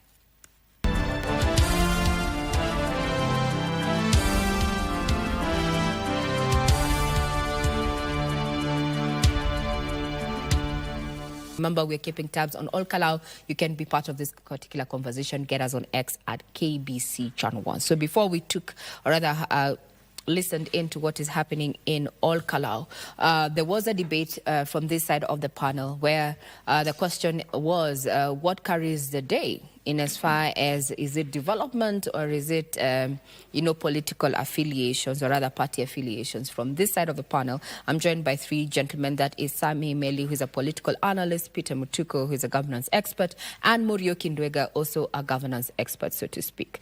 They are of the view that for someone to carry the day in as far as elective politics is concerned, they have to have the requisite financial muscle, while Ndwega is of the opinion that we need to be focusing on matters of development first. And I'd want to bring in Mike and your panel on this end. And my question is, to your panel, if it is about financial muscle, so to speak, when it comes to these elective positions, then who has the role, or whose mandate is it to ensure that we have civic education to the electorate? Over to you, Mike. Very indeed. That is a very important question in as far as financial muscle is concerned. And when it comes to civic education, who's supposed to carry out that? Let me throw that question to both of you, and I'll start with you, Wakili. What do you think? It is a very broad question, and when it comes to the issue of finances and financing political processes such as that campaign, civic education is offered first by the IEBC. They owe it. It is well within their mandate. And I had a comment from one of the gentlemen in the other panel, I think it was Meli. He said that we have not had sufficient public civic education that has been carried out, and it is important for that to be done. Secondly, there is also the NCIC, which is also mandated with civic education. And right now, as we are here in this panel, we are also giving civic education to the Kenyans who are listening to us, as long as we do not misinform them and mislead them to taking positions that are not true and that are only affiliated to what maybe we believe in. So when it comes to civic education, I will say there are bodies that are specifically mandated with that, and also by being aware of our rights, our freedoms, our responsibilities, and our limitations, because everyone has a right to attend campaign trails and political meetings. Let me bring in an interesting angle to this, if you may allow me. Yes.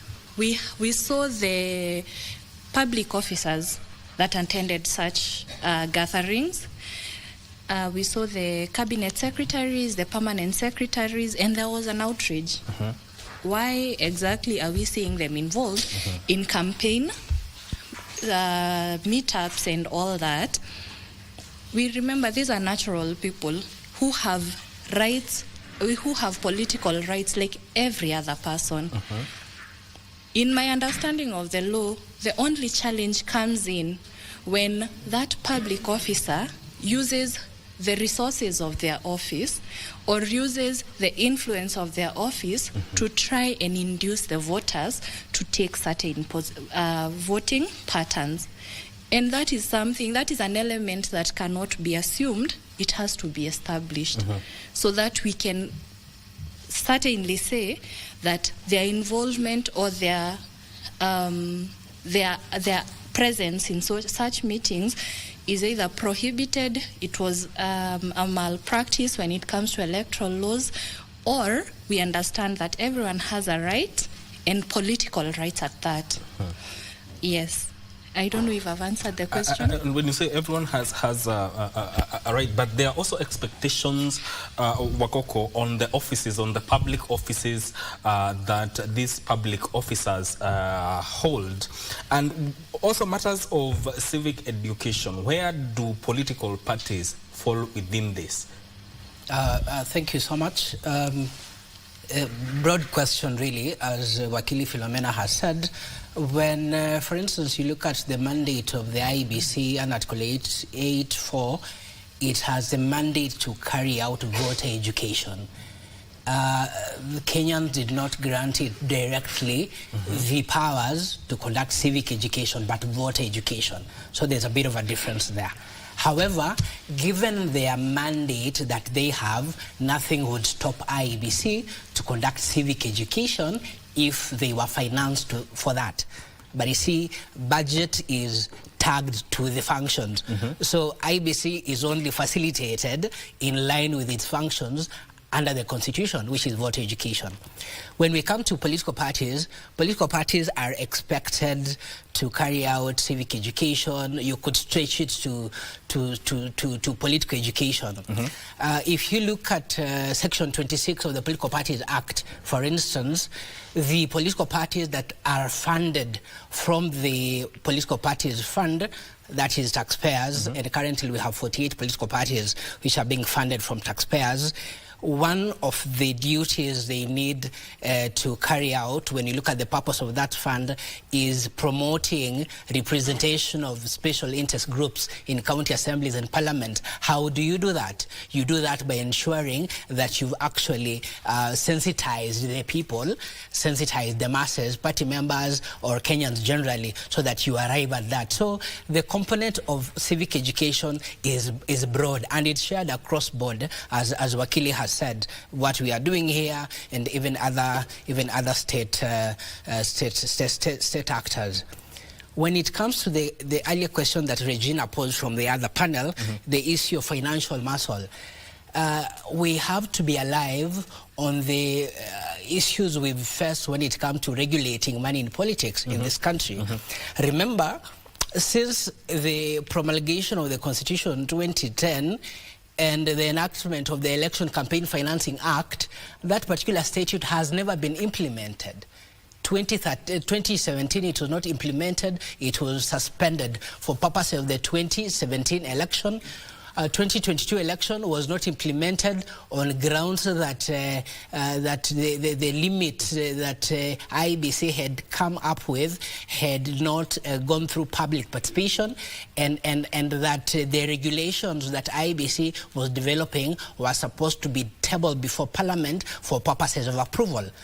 But I recall, I think it's Katiba Institute and I think Transparency International and others went to court, and what what court has now pronounced. And if you look at the IBC website, I was just looking at it now, they've put out a call for memoranda, which I think was closing yesterday, on what are the spending limits. So that now what IBC is trying to do is to regulate the amount of money that can be used in elections. So legally speaking, we have not had implementation of that law for the reasons that I have mentioned. But then when we come to the issues of why did we think that we needed to regulate the amount of money that one could use in elections or in campaigns, is to level the playing field. To level the playing field and to ensure that people are not using illicit money, or to ensure that public resources are not being used by those who are in public offices. So I think as we move forward and looking at what the Commission has put on the website, and I'm not holding a brief for the Commission, is that if that law is implemented, it will be a step towards us ensuring that at least we're able to check where you're getting this money and how much can you spend as let's say a presidential candidate or an MCA, and in what electoral area. So it is a moving, it is something that we have to keep on talking about. Yes. And generally when it comes to civic education, it goes beyond who you are voting for or why you are voting for them. Even issues such as why should you be a member of a political party. I like that in Regina's panel, my good friend has spoken about why it is easier for you as a political party candidate to maneuver in the electoral space as compared to an independent candidate. That in as much as you have the right to be an independent candidate, a party candidate has a bigger platform because they have access to party resources and earlier access to duty bearers such as Office of the Register of Political Parties and IEBC. We only get to meet independent candidates when you go to the returning officer for the registration as a candidate. Before that, we can't tell that you are an independent candidate. So we have no way to reach you as an independent candidate because you do not exist. However, we can get to you through other demographics. Let's say as an office, we've been going around and dealing with various groups, women, youth, PWDs, and perhaps if you are person who want to contest election as an independent candidate and you are in those demographics, that's the only way to reach you. But in as much as the Constitution and our electoral laws recognize an independent candidate, there is no framework for them, an early framework for them to engage with such institutions. Thank you, Mike. And I want to rope you two into the discussion regarding IEBC. And some time back, it said it was investigating allegations of intimidation, violence, voter bribery, and campaign outside lawful timelines. And also, this reminded the public that it can postpone or cancel the poll where integrity has been breached, subject to investigations in accordance with the law. Now, maybe Wakili Wairimu, from where you stand, the legal threshold that IEBC must satisfy before cancelling or postponing a poll? Mike, the power of the IEBC to enforce the electoral conduct is limited from the day that they announce the campaigns and to the day that the... Madam Wakili, give me a minute before you actually respond. Is that we are hearing from ground that the Commissioner is speaking. Let's have a listen in. Kuna mahali tunasikia kukiwa na shida, tuko kila mahali, na kazi yetu hasa ni kupeana usalama na kuhakikishia wananchi wa eneo hili ya kwamba usalama wao umehakikishwa na serikali. Tunataka kusema kwamba ama ku appeal to the citizens, wale asa voters wa eneo hili wajitokeze kwa wingi wapige kura. Hakuna haja kuwa na uoga ama nini, wakuje wa exercise their democratic right so that by the end of the day ama wakati zoezi likifungwa watakuwa wamechagulia mjumbe yao. Tunataka kusema kwamba vituo zote zile IEBC wanafanya shughuli zao za kupigisha kura, walituomba pia sisi tukapeana askari. Nafikiria kila kitu iko na askari wawili wa kusimamia kila stream, na so far so good. Mahali wananchi watakuwa na tatizo, tunataka kuomba wa report chochote kile waona akiwafurahisha katika kituo cha polisi kile kiko karibu na wao, ama kwa wale askari wako karibu wale mahali wako. Thank you.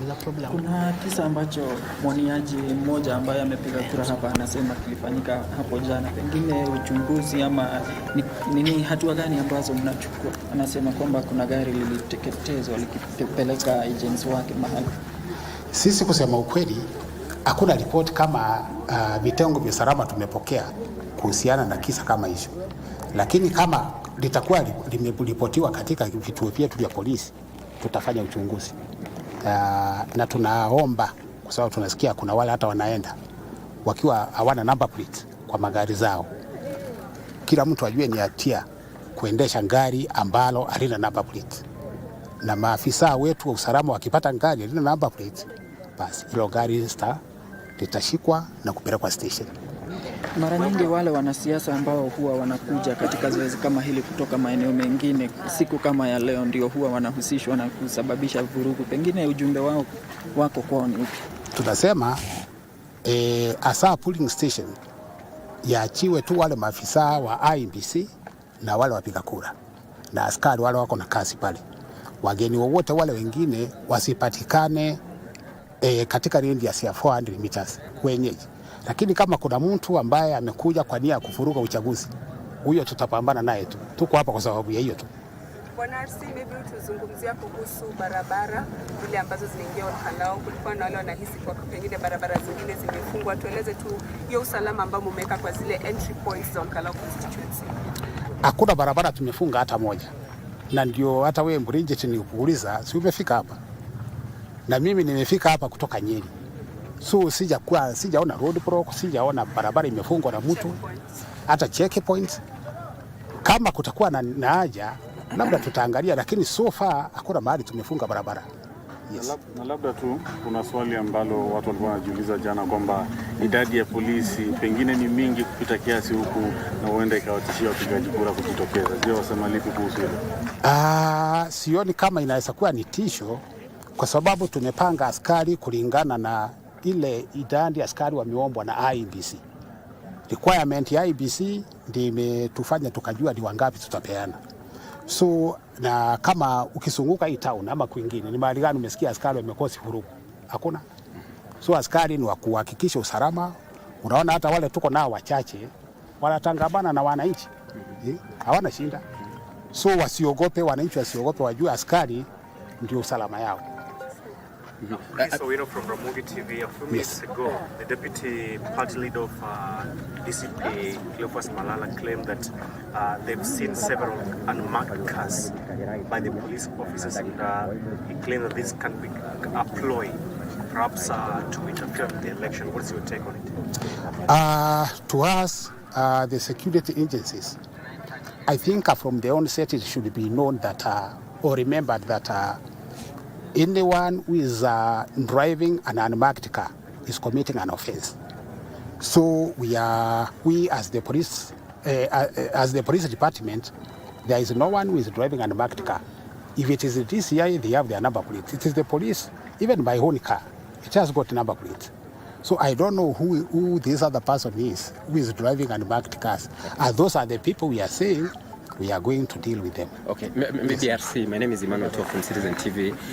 How many police officers have been deployed who are in civilian attire, number one? Number two, we know those who are manning police stations and even the tallying center. Where are the rest of the police officers? Because there should be about 700 or so. I can assure you that we have deployed the required number, not more than the required number. We have an adequate number to deal with any eventuality.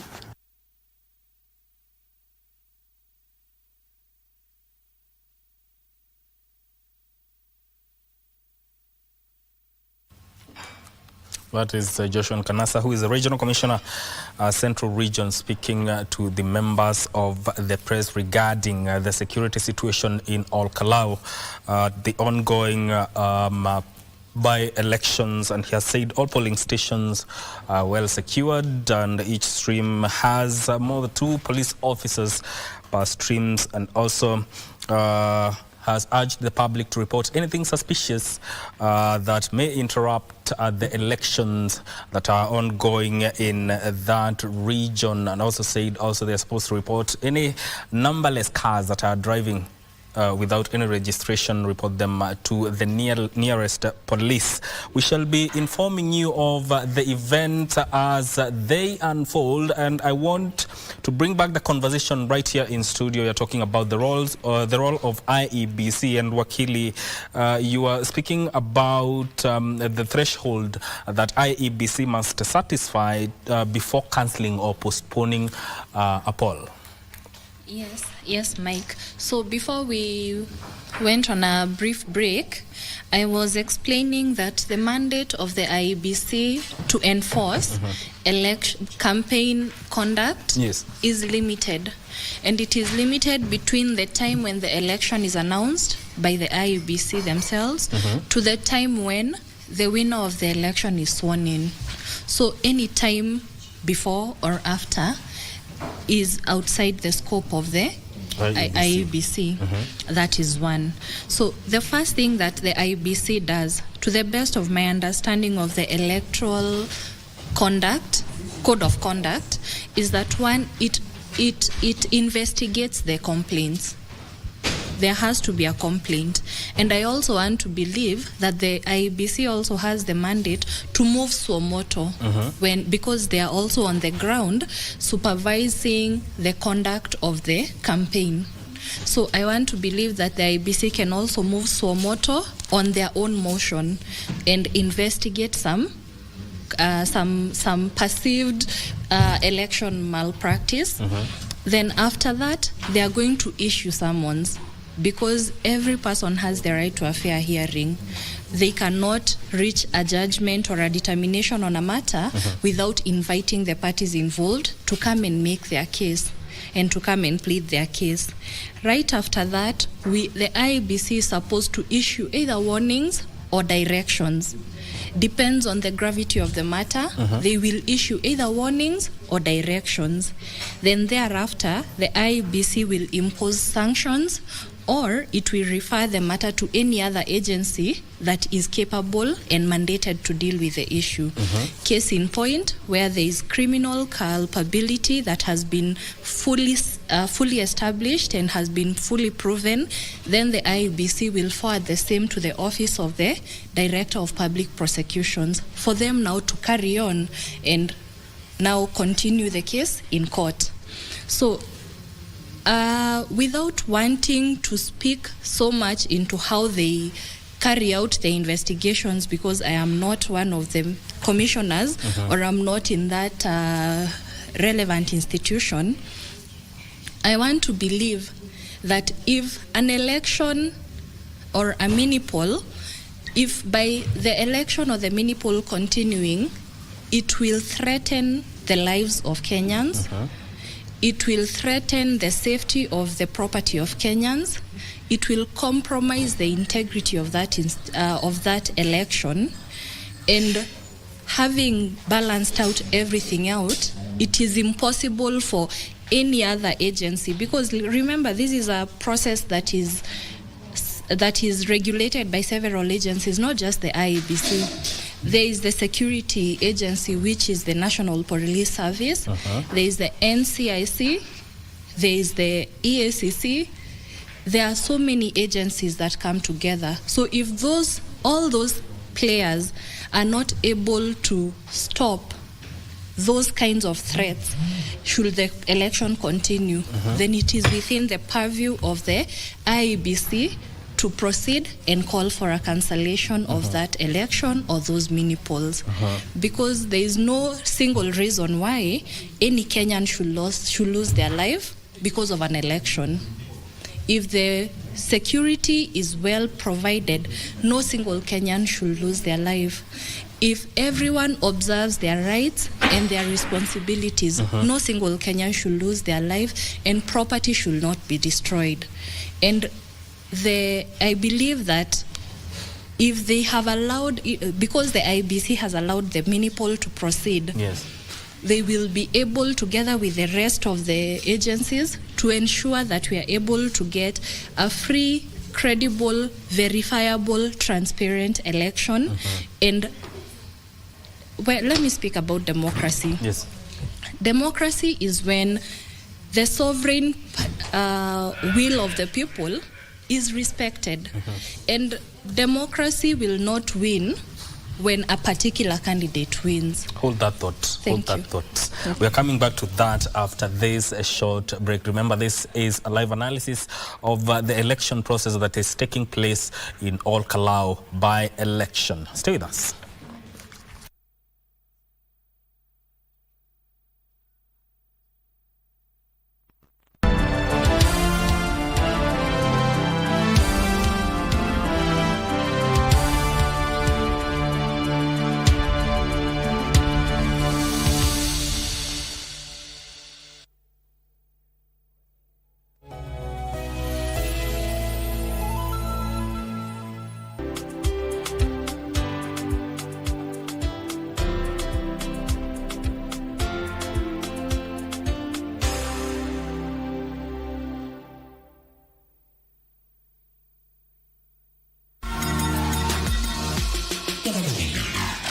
Theo Hernandez out wide. Here's Doué again. Hernandez trying to reach it. In with Simone. Referee doesn't feel there's any major contact at all, and he's thoroughly unimpressed. A World Cup semi-final. It's a 50-50 ball. It's just a football and contact for me. Corner kick to France. Get up and get on with it. I think the referee is going about this the right way. He's holding his face.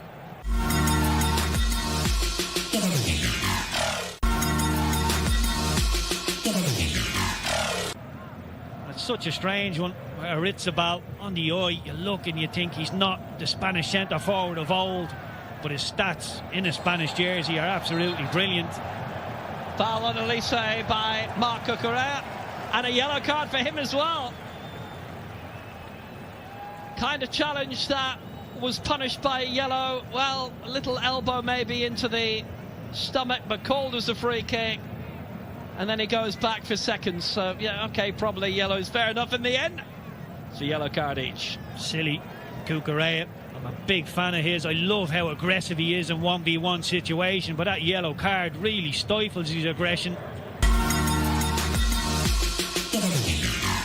The wait is over. KBC Iko Huduma Center. Starting with Nairobi, kupata huduma za KBC imekuwa rahisi. From digital guidance and signet services to booking of commercial adverts and documentaries. Visit our dedicated desks at Huduma Center GPO, Times Square, Makadara, Kibera, or Eastleigh. Tunakungoja hapo. Whether it's a casual announcement or a specialized media solution for your business, we are here to serve you. KBC at Huduma Centers. Moving closer to you. Your station, your service. Pindi tunapowasha vifaa vyetu, tunapata fursa ya kutangamana na wasikilizaji wetu. Karibu sana thĩinĩ wa tabarĩra ya Rwĩga. Tunapeperusha utangazaji uliobobea katika habari, nĩ ũndũ wa macio na mangĩ maingĩ, burudani, haha nĩ harĩa tũkoragwo tũkĩigua nyĩmbo mwaki nyĩmbo hoda na hamasisho la kiroho. Usiachwe nyuma. Jiunge nasi kwa safari ya kufana katika 99.5 FM. Soro FM.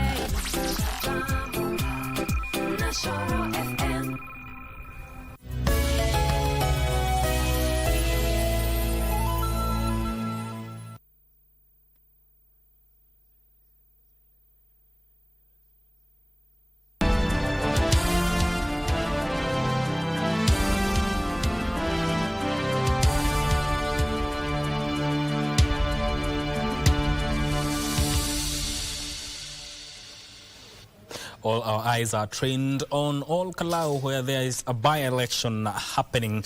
And Samuel Mushina Nyaga of UDA has just voted at Huruma Primary School. Remember that we have reporters on the ground who will be bringing us live coverage of the voting process and anything that unfolds there. So I urge you to keep it KBC Channel 1. You're still watching Good Morning Kenya. My name is Mike Migo. Now, we were talking about matters that regard IEBC, and you brought up an issue of democracy. Wakili, if you may continue on that. Yes.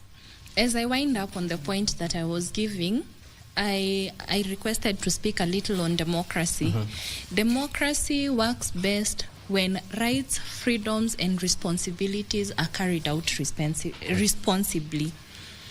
On the possible, or because it is within the mandate of the IBC to announce a cancellation of a poll, yes, or even a general election, responsible communication goes a long way.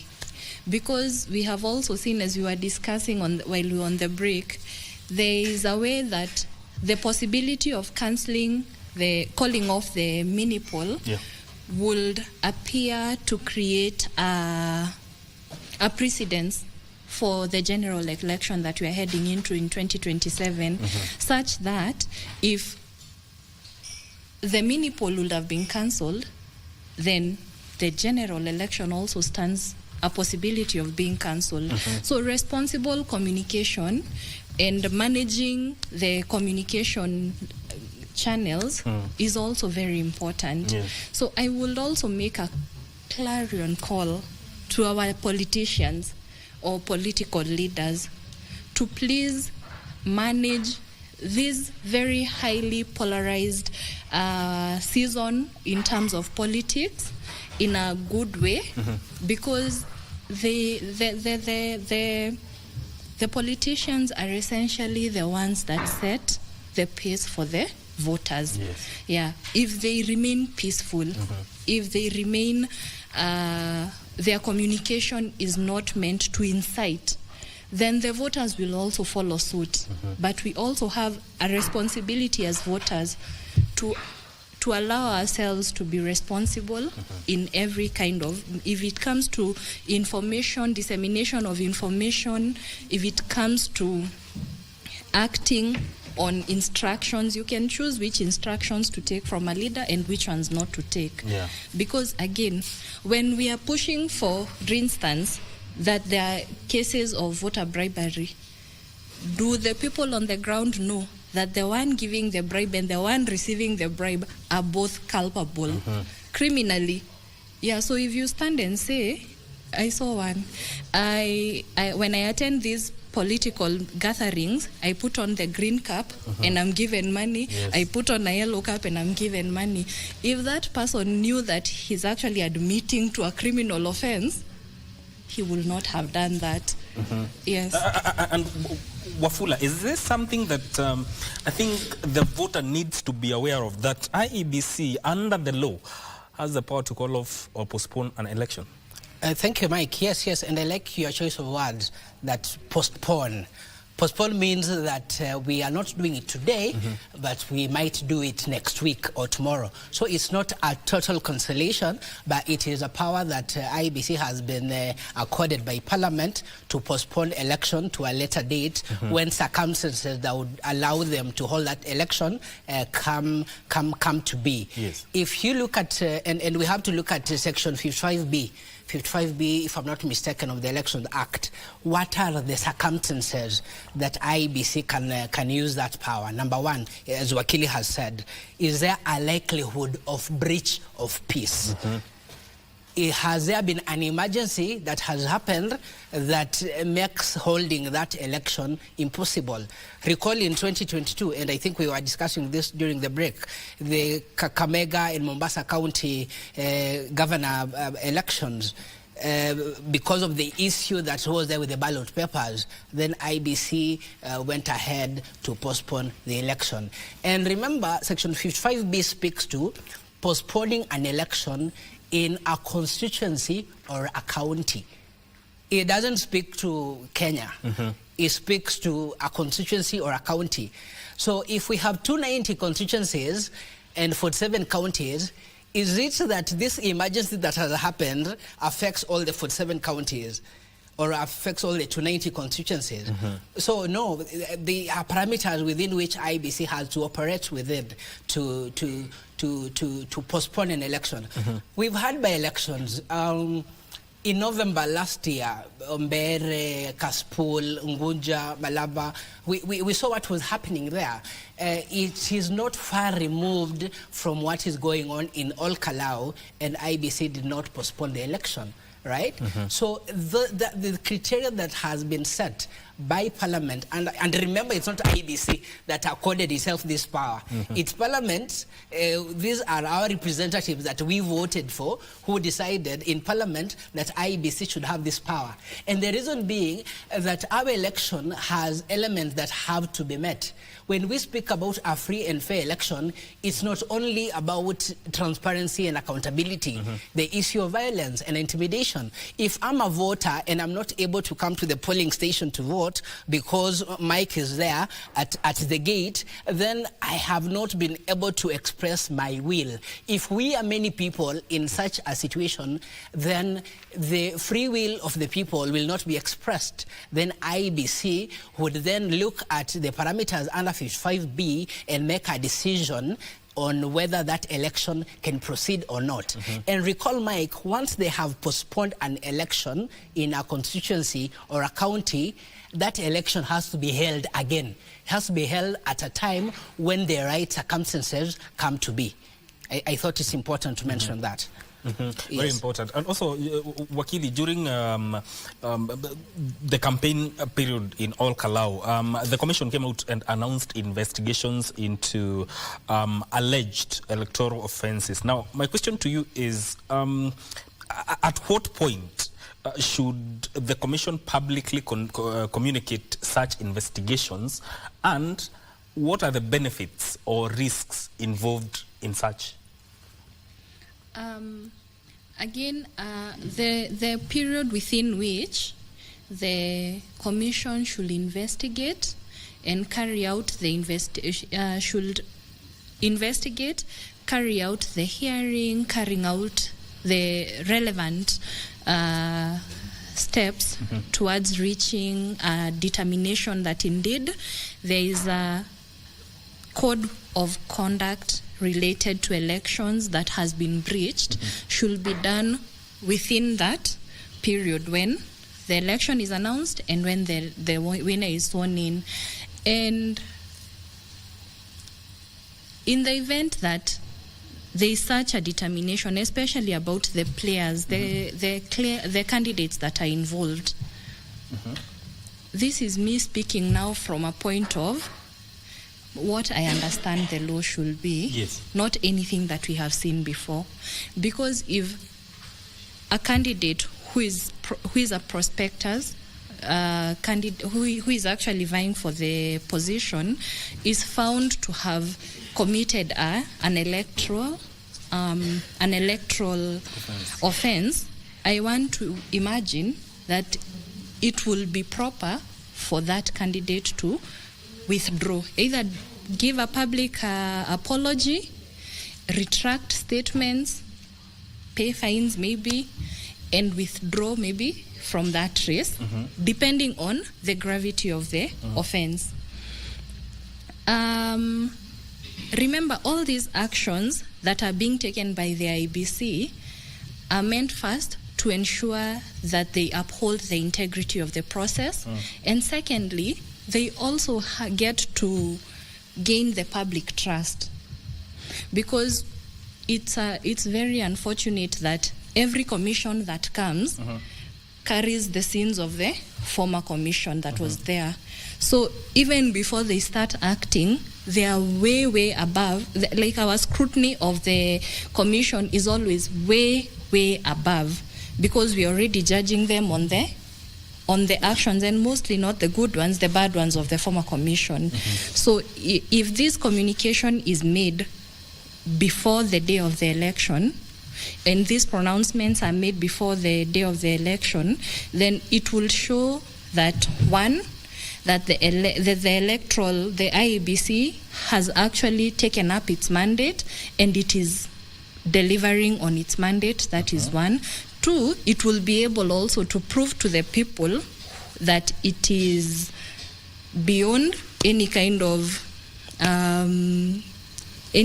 intimidation or any kind of preference. It is independent. It will prove its independence. Yes, because most times people want to see action. They don't want to hear we are investigating. They want you to say, we have established that there was ABCD malpractice and we are taking this action. Yeah. Actually, we have taken the action. Yes. Indeed. What are the risks? I suppose it is about transparency. And as Wakili says, that as Kenyans, we want to be involved all the way. But remember, if IBC communicates every, of course, communication is important, yes? Yes.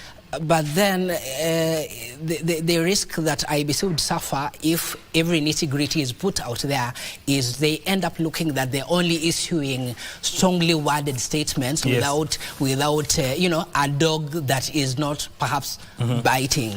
So that is why IBC perhaps takes time to conclude something before it puts out to the people. Yes. Remember, these elements have to be proven.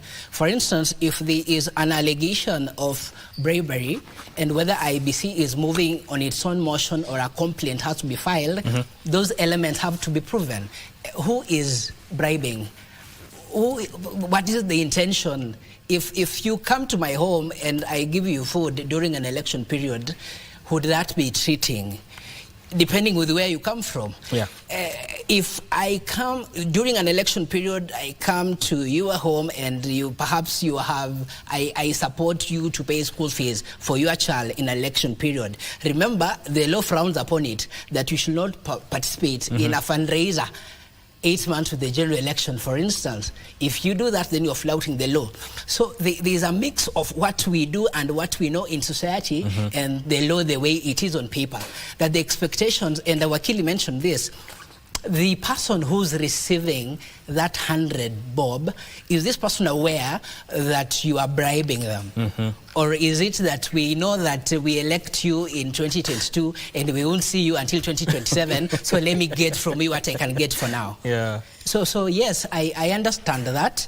But generally it is really about the law, that there is what is in the public domain and the politics of what we see on TV and what IEBC can prove. So in as much as we may want to be involved all the way, and they should, there are things, especially when it comes to investigation, that they cannot tell us every nitty-gritty, because some of those investigations may not lead to a charge, and some may lead to a charge. Which brings a very important aspect here, Wakili. Let's say that has happened, this verification that an offense happened, but when you look at the voter, would they be able to differentiate that from politics? Would they really take the issue as is, or rather politicize it? First, let me start by admitting the whole situation where we have christened it as donations or giving just looks bad. Because where were these donations 3 months ago? After today, will we continue seeing them? We have been told that they are ongoing government projects. And we have no problem with that, because the government, or there's a continuity of services that have been being given. But when it comes to giving those donations, do you give them with the intention to have these particular people change their sovereign will from voting for a particular person to voting for this other person? And that is a very hard question for you to prove. Yeah. Very hard. Because when it goes to court, that's when you realize the defenses that are raised there do not look very obvious in the public glare. because they are going to be because some of these crimes, and they are criminal, because when anyone is charged at the anti-corruption court, it's within the criminal, not the civil. You have to make sure that you have proven beyond any reasonable doubt that this donation was specifically given, and it actually happened. It was specifically given so that I can subdue the sovereign will and choice of this person from this to this. Yes. Proving beyond reasonable doubt. Absolutely. And Wakoko, where should the emphasis be in this case? Should it be placed on preventing electoral offences before the polling day rather than prosecuting them after the election has happened? Mike, all those tools are available, and I think, of course, it is a conversation that should run all through the electoral cycle. And I'm going to blame you, the media, again, Mike, that we focus again on these election offences during an election period. So that this conversation was not very attractive 2 years ago, but it's going to become very attractive next year. Prevention would include sensitizing the people. Prevention would include early collaborations, not only among state actors, but even non-state actors. So that in as much as the ODPP, for instance, has the power to prosecute these offences under the Election Offences Act, there is an opportunity to put in place the right environment, the right circumstances to ensure that these things do not happen. When we speak of the responsibility of political parties and party members, or generally us as Kenyans, have we been in a place where we are able to see through what political parties or the political class is doing? So that it is a conversation that should run all through, not wait for an election period.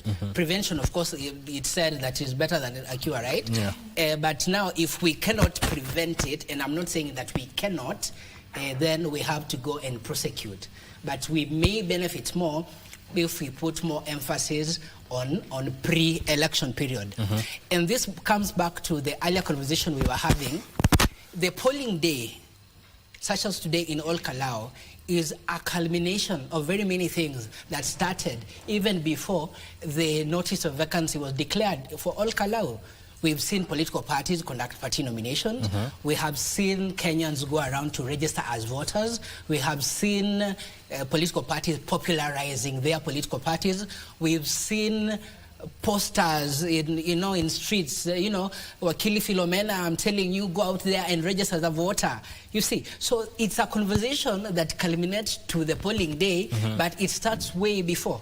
It's only that we tend to focus on the D-Day, what is happening at the polling station. What is more sensational?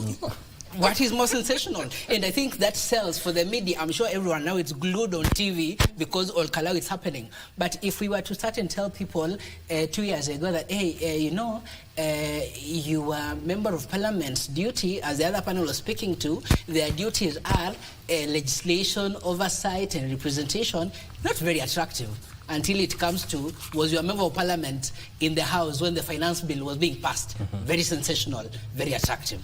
I'll stop at that. Okay, we'll continue this conversation, but I want also to bring the other side of the panel with Ray. What do you think? So far, the election seems to be very peaceful in All Kalou, and security seems to be well enhanced, and voting process is going on well as expected. Yes, indeed, Mike, from the updates that we have been receiving on ground, it is smooth sailing as the constituents of All Kalou continue casting their ballot there to replace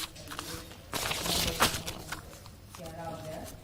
So my question basically even to my panel on this other end is, are we judging IABC too harshly from what we've heard from them?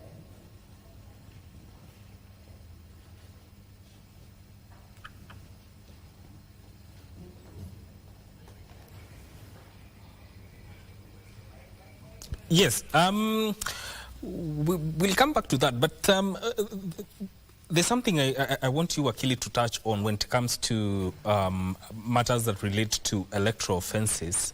How important is swift investigations and prosecution? How swift should they be so that we can maintain public confidence in elections? I will start with a punchline. Justice delayed is justice denied. So as soon as something has been picked as being an election offense, we should see the relevant agencies immediately swing into action. And them swinging into action immediately does not mean that they have to carry out the investigation right before our eyes. That one might actually mean they are doing a lot of investigation and they are acting in the background while still continuing, because they are not suspending any of their duties for the purpose of investigating the electoral malfeasance, right? So it should be done almost immediately, because right now I think we have in terms of the mandate, current mandate for the IEBC, yes, all roads leads to Kalou. So anything that is picked should be dealt with almost immediately, and a verdict that manages the country at large should also be reached expeditiously. Yes. Very important. Ray, the voting process continues on in Kalou. What you're seeing on your screen are live pictures from Kalou constituency. Ray?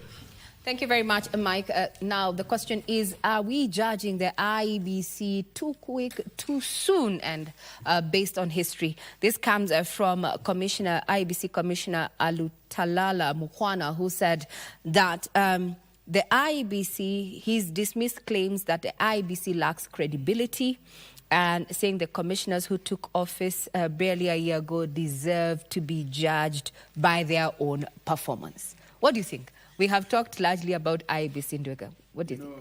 IEBC commissioners cannot say that they have taken office just a year ago and that we should not judge them.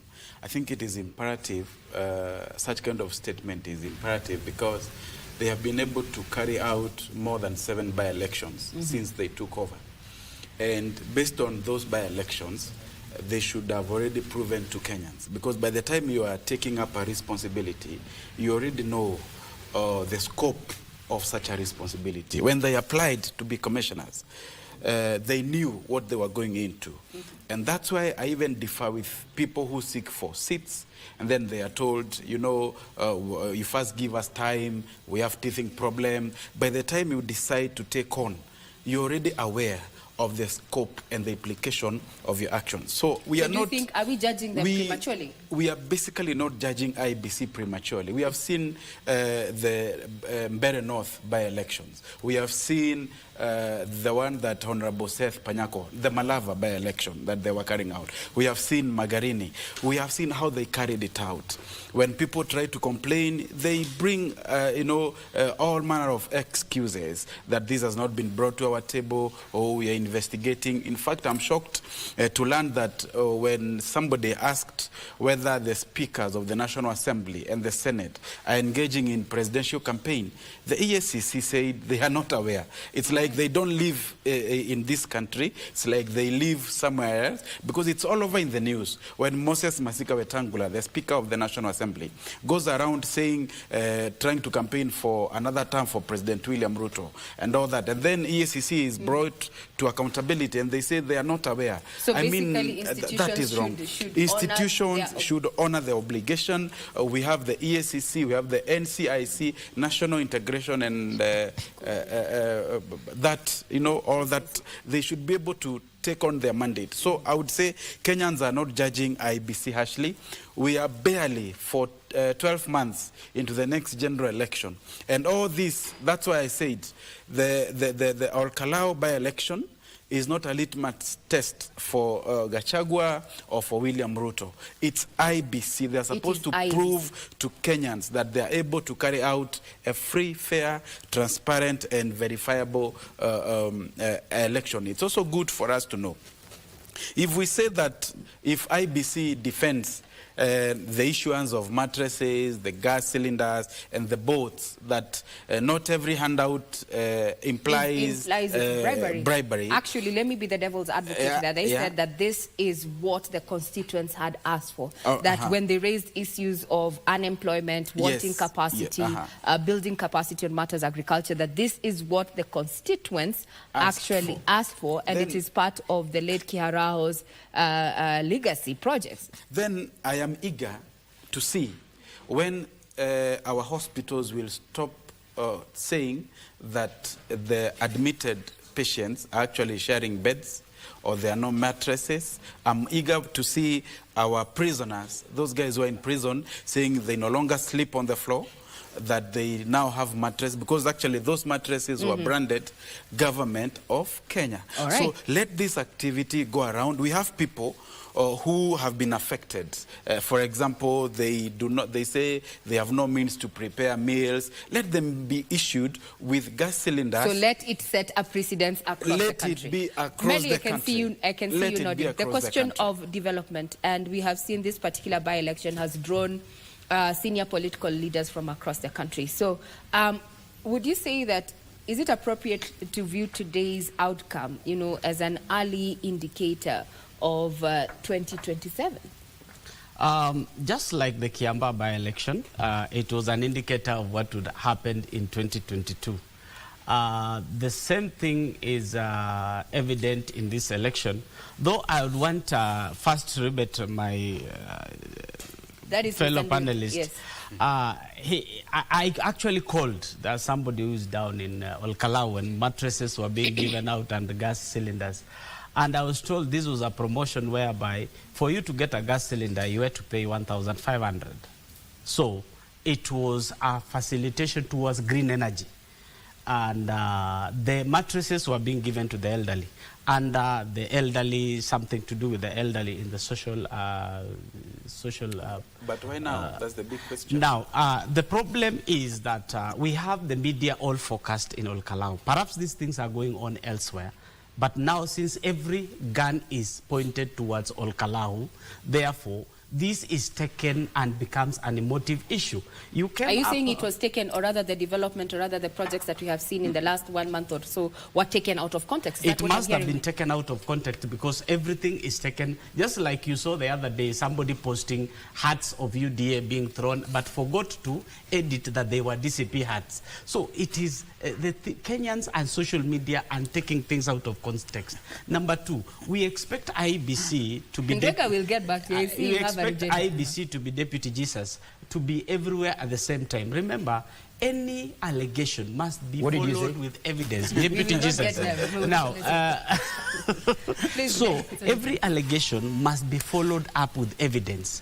We have seen corruption. You talk of corruption on social media, but you are not ready to proceed and prosecute by being the witness, by reporting to the relevant authorities. So Kenyans are there raising issues, then they don't do a follow-up on the same issues. Just the same thing with media. They raise issues, then they don't follow it up. So we are not by presenting the evidence that is needed. Yes, evidence-based reporting. Do you think that the media has misrepresented what is currently happening in Kalou? Not at all. Not at all. You know, the reason why I'm laughing is I come from Embu County, and Mbeere North is a constituency within Embu County. During the by-elections, the governor of Embu County was actually distributing lollipops to the people of Mbeere North. We cannot equate that to development at that time. No, it's an issue. And we can, excuse me, and we can also not say... we will not drop names, but what we are looking at, I've asked a very direct question. So, do you think that the coverage that we have had so far from various media outlets, and I want to say mainstream media especially, do you think we misrepresented what is happening on ground? Because Melly here is arguing that these were development projects that were taken out of context. Yourself, you're questioning the time. I will sympathize with Melly. Kutetea serikali ni kazi ngumu sana. Tumeuliza swali. Do you think that the media misrepresented? It's a yes or that's no? where I'm going. Yes or no first? No. Okay. Media did not misrepresent what was happening on ground. Yes. Mutuko, now we are here at this crux of the moment where we're looking at perceptions, so to speak. Why do you think some analysts governance experts included, are reading too much into these by-elections? Why do you think we are reading too much? Or if at all, there is the reading too much into these by-elections? The two guys, I think they are proponents of what the game that we watched last night at before 85th minute. They were celebrating and making a lot of noise in the city. But they did not wait until the 85th minute, then things started changing.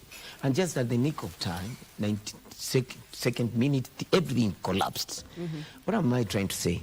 There is a by-election happening now. Yes. And the prefect, we cannot start saying the referee is bad now. Let's wait for the outcome. We wait for the outcome first. Then Let's judge not do it prematurely. So we are also inviting you to be part of this particular conversation. Get us on X. All focus is on All Kalou as the by-election gets underway. So, my panel, what lessons can we learn from the voter turnout? As we have seen, it has voters were out before even the polling stations were open at 6 a.m. What can we pick from that? Let's start off with that. I think for me we can pick three things. Number one, that the voters are yearning for representation at the National Assembly, and that's why they have come out in large numbers to elect somebody whom they feel can represent them. Number two, the long queues is an indicator that people have some sort of faith in the system, and that's why they have come out to vote. They will not be swayed by the happenings in the campaign period or anything like that, but they have come out to exercise their constitutional and their democratic mandate to do what they're supposed to do, to elect a member of parliament to represent them. They are there because that's what they ought to do. They are not tired, and it is also an indicator that in 2027, like Melia said, people are ready to come out to vote the way they feel is right for them. So they are just exercising their right. They're right. Meli, what do you think we can That tells me that voter civic education was well done, and Kenyans are awake and alive to their roles, that they must participate in any elections that are called upon, and therefore they cannot sit back, because if 80 or 90% of the voters turn out, that is a good vote and a good indicator. Yeah. Otherwise, I usually say, if there were a fool and a clever person running, and the fool has 500, the clever has 500, then the clever people decide to stay behind and 200 turn up, then 500 fools turn up, they'll get their fool elected, and they'll lead even the clever people. So it's telling them that it is their chance to decide their leader for the next 1 year. Yes. That's what you have picked from the voter turnout. Mr. Mutuku. Well, they went there as early as from 6, but there is always in elections, there are people who are always present between 6 to 9 a.m. Yes. So I'm looking forward now to those people who are supposed to be now going from 10 to 6, whether they'll be available, so that now we can now make a judgment. 5, not 6. Pardon? 5. To 5. The closing the polling stations close at 5. By 6, I meant 5 anyway. In All the right. context, Thank you that for- doesn't thank you change. for the clarification. That doesn't mean anything. Yeah. Stay within the context of the, you know. The thing is, the ones who went in the morning, we cannot make judgment now, unless I belong to the category of the people yesterday.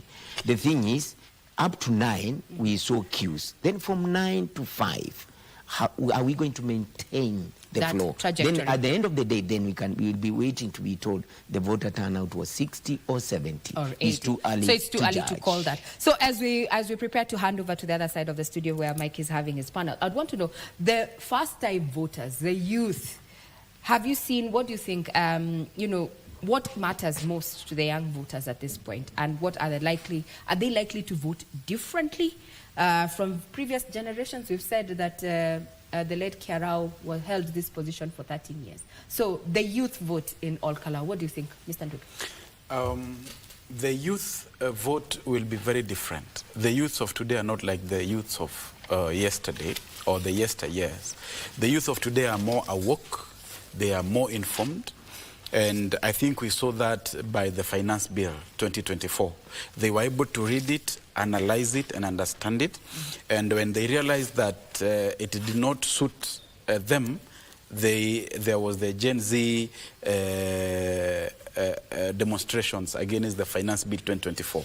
So up to date, we can see how they are continuing to register themselves as voters, and they have decided that they really want to make a difference. And that's why even today, even senior political leaders, they are not joking with the youth vote, because the youth, you are either for them or against them. Right. But they have also understood that there is nothing for them without them.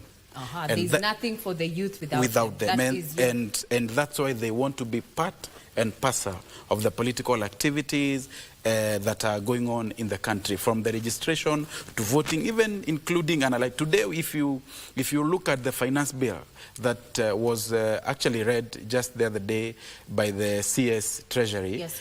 The issues of youth, the sentiments of youth were fully factored, to the extent that they are always afraid maybe the youth might revolt. So anything that is going on, they are trying to ensure that the youth are part and parcel of the activity. Do you agree that the youth in all Kalou, who are, we believe, a majority, some of them, we've seen them on the queue, are going to vote differently?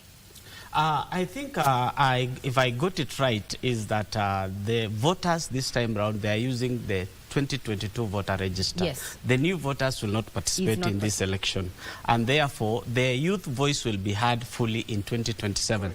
But remember, in every political backyard, they have their youth. In as much as the politics are national, but politics also are regional and also are local. Politics are regional and also local. Yes. Mr. Mutuku, the role of women in politics in this particular by-election, what influence do you think women voters have in determining this outcome, and how have been women, visible in this particular, exercise, so to speak? Women are just as voters as others. It depends on how you talk to them, though they influence a lot, because in the evening they are talking to their sons and daughters and their husbands and villagers.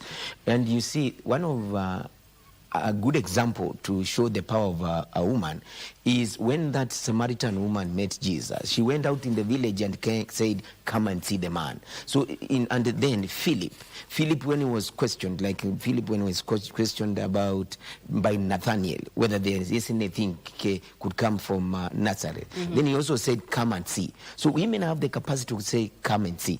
But when we go about the youths, they cut across. Remember, I don't want us to make youths look like they do not think. Youths, they are looking for leaders. They are not looking for youths.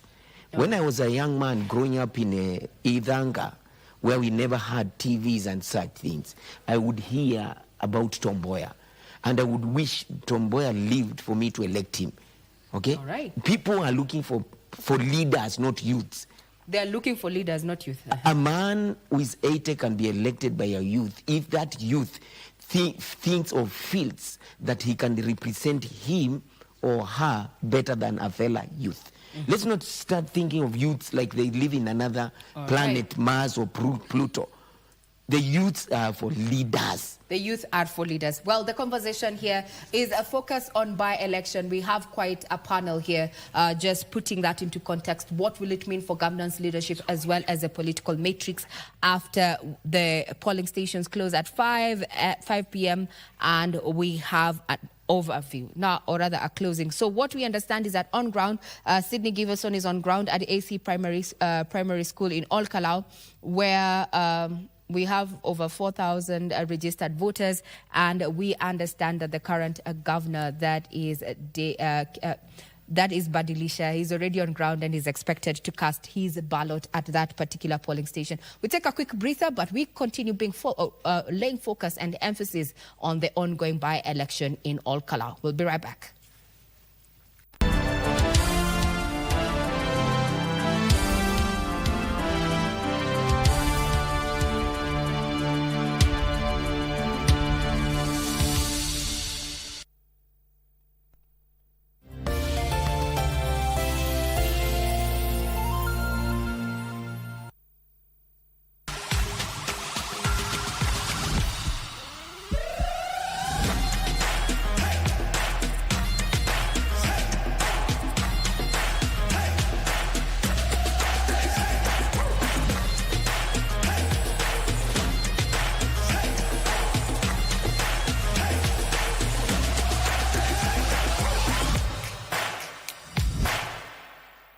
Join us today and enjoy quick loan approvals, attractive returns on your investment, and unmatched customer experience. Membership is now open to all. Port Sacco, uplifting people. Michuano ya kombe la dunia yanakaribia kilele na sasa ni kufa kupona. Farasi wawili wanaopatana ugani, ni mmoja tu ndiye atakayesalia, huku mwingine akifunganya virago na kuelekea nyumbani. Je, ni timu gani itakayotwaa ubingwa huu mnamo Julai 19 pale MetLife Stadium? Jibu hili utalipata hapa KBC Channel 1, tukikupeperushia matangazo ya FIFA World Cup moja kwa moja kutoka Mexico, Canada na USA. Goal! They've done it! Pia unaweza kupokea matangazo haya kupitia stesheni za redio za KBC. Istoshe, kwa wale wanaopenda kuona mechi kupitia big screens, KBC itawatembelea mtaani kwenu. World Cup iko KBC. KBC, your true sports partner.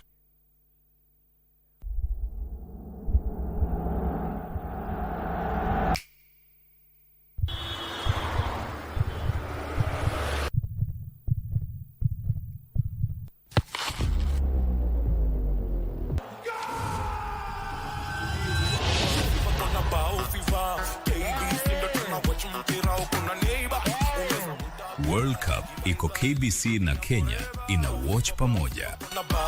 Nairobi, Nakuru, Kitengela, Kalou and Kisii. Come join your favorite KBC presenters and DJs kwa ground.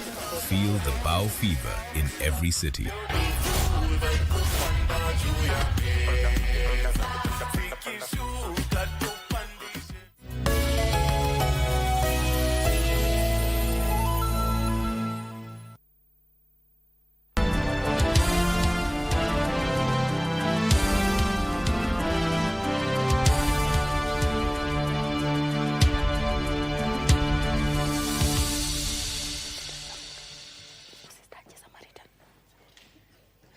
Welcome back. This is Focus on All Kalou, and we have been at it from 6:30, and we can bet we will be with you up until the end, or rather closing time at the polling stations, and also continue giving you the results.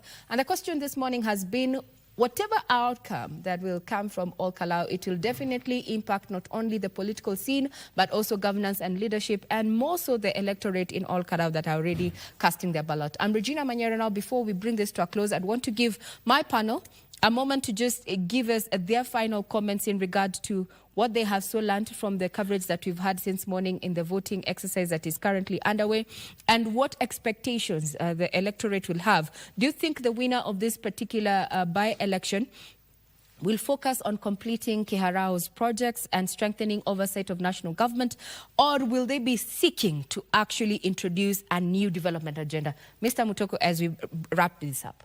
People who care would love continuity. Continuity. Mushina worked with the successful late David Jogona Kiarao. He knows everything. He was the CDF manager. People who care will like continuity. We'll go with continuity. That is Peter Mutuku, a governance and leadership expert. Melly, from a political point of view, will we have a continuation of the late legacy, or are we going to see, introduced new development for the winner? For me, since the CDF committee is in place, it is just a continuation of what is in place. Remember, at this point, as election is going on, the CDF committee is sitting down with making a work plan and a budget for the next financial year, which we are already in.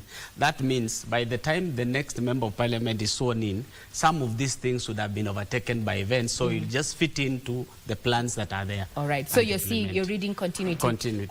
Either way, however the outcome looks like. So, Ndoga, last but do we see new development or continuity of the projects that have already been laid as it brings it up? Upon swearing in of whoever will be elected, and we wish all the candidates nothing but the best. For me, I would say, based on the calendar of events, the electoral calendar which was released by IEBC, whoever will be elected will get into a campaign mode now starting to gear up for the nominations, so that because by 29th of March, we are supposed to have the candidates. That means if you work backwards, the candidates or aspirants will now start to work out the nomination process, the political parties, all that. So based on that calendar, whoever will be sworn in will just continue with campaign mode and not necessarily new development or even completion, because they may not be that time. They will not have time. Yeah. So as we close from this other side of the panel, we encourage all voters from all Kalou to exercise their democratic right peacefully and in accordance with the law. The polling continues up until 5 p.m. and our coverage will continue throughout the day across Kenya broadcasting platforms. Here I've been your host, Regina Manyara, and I wish you a pleasant day ahead as I hand over to Mike Mewe. He's on the other side of the studio. Indeed, indeed. And I want to take this as your closing remarks. And I'll start with you, Wakoko. You know, it's important to touch on the role of ORPP in enforcing the Political Parties Act and encouraging peaceful campaigns. Thank you, Mike. In focusing on this by-election and generally all through the electoral cycle, we have observers and monitors who are on the ground now in all Kalou, who are doing fact-finding and checking how the elections are being carried out. And even prior to the polling day, which is today, we still had our colleagues on the ground checking how political parties and party candidates are conducting themselves. So then we also we work through a platform. There's a platform called Political Parties Liaison Committee, which comprises the register of political parties, IBC, and political parties. This is the platform that we use to engage in dialogue. And I think from where I stand, or sit rather, dialogue is important, because that is where now we have a conversation about what is the importance of you conducting yourself in line with the code of conduct and the political parties generally. We have also as the fear of the sanctions that we do have under Section 21, where a political party has flouted the Political Parties Act or the Code of Conduct, then they become subject to suspension or deregistration and deregistration. Of course, this now takes some bit of time, so it has to proceed with fact-finding, some bit of investigation before the office now issues the notices. But perhaps to crown it all, the collaborations that we do have with other actors like IBC, NCIC have gone a long way in ensuring that political parties are adhering to the laws, because some of these things are spread across various statutes. To conclude, Mike, we have provisions under Section 7 of the Political Parties Act that every political party must adhere to. We do conduct inspections and clinics, audit clinics, which check to enable us to check whether political parties are complying with the set parameters, and that we do it continuously, because it's a moving target. It's a moving target. Thank you. Wakili, your closing remarks. What are the lessons for political parties and IEBC from these by-elections as we head into 2027? I think in response to that, we can tell that already the electorate, the Kenyan voter, expects a very high threshold of integrity within all these institutions.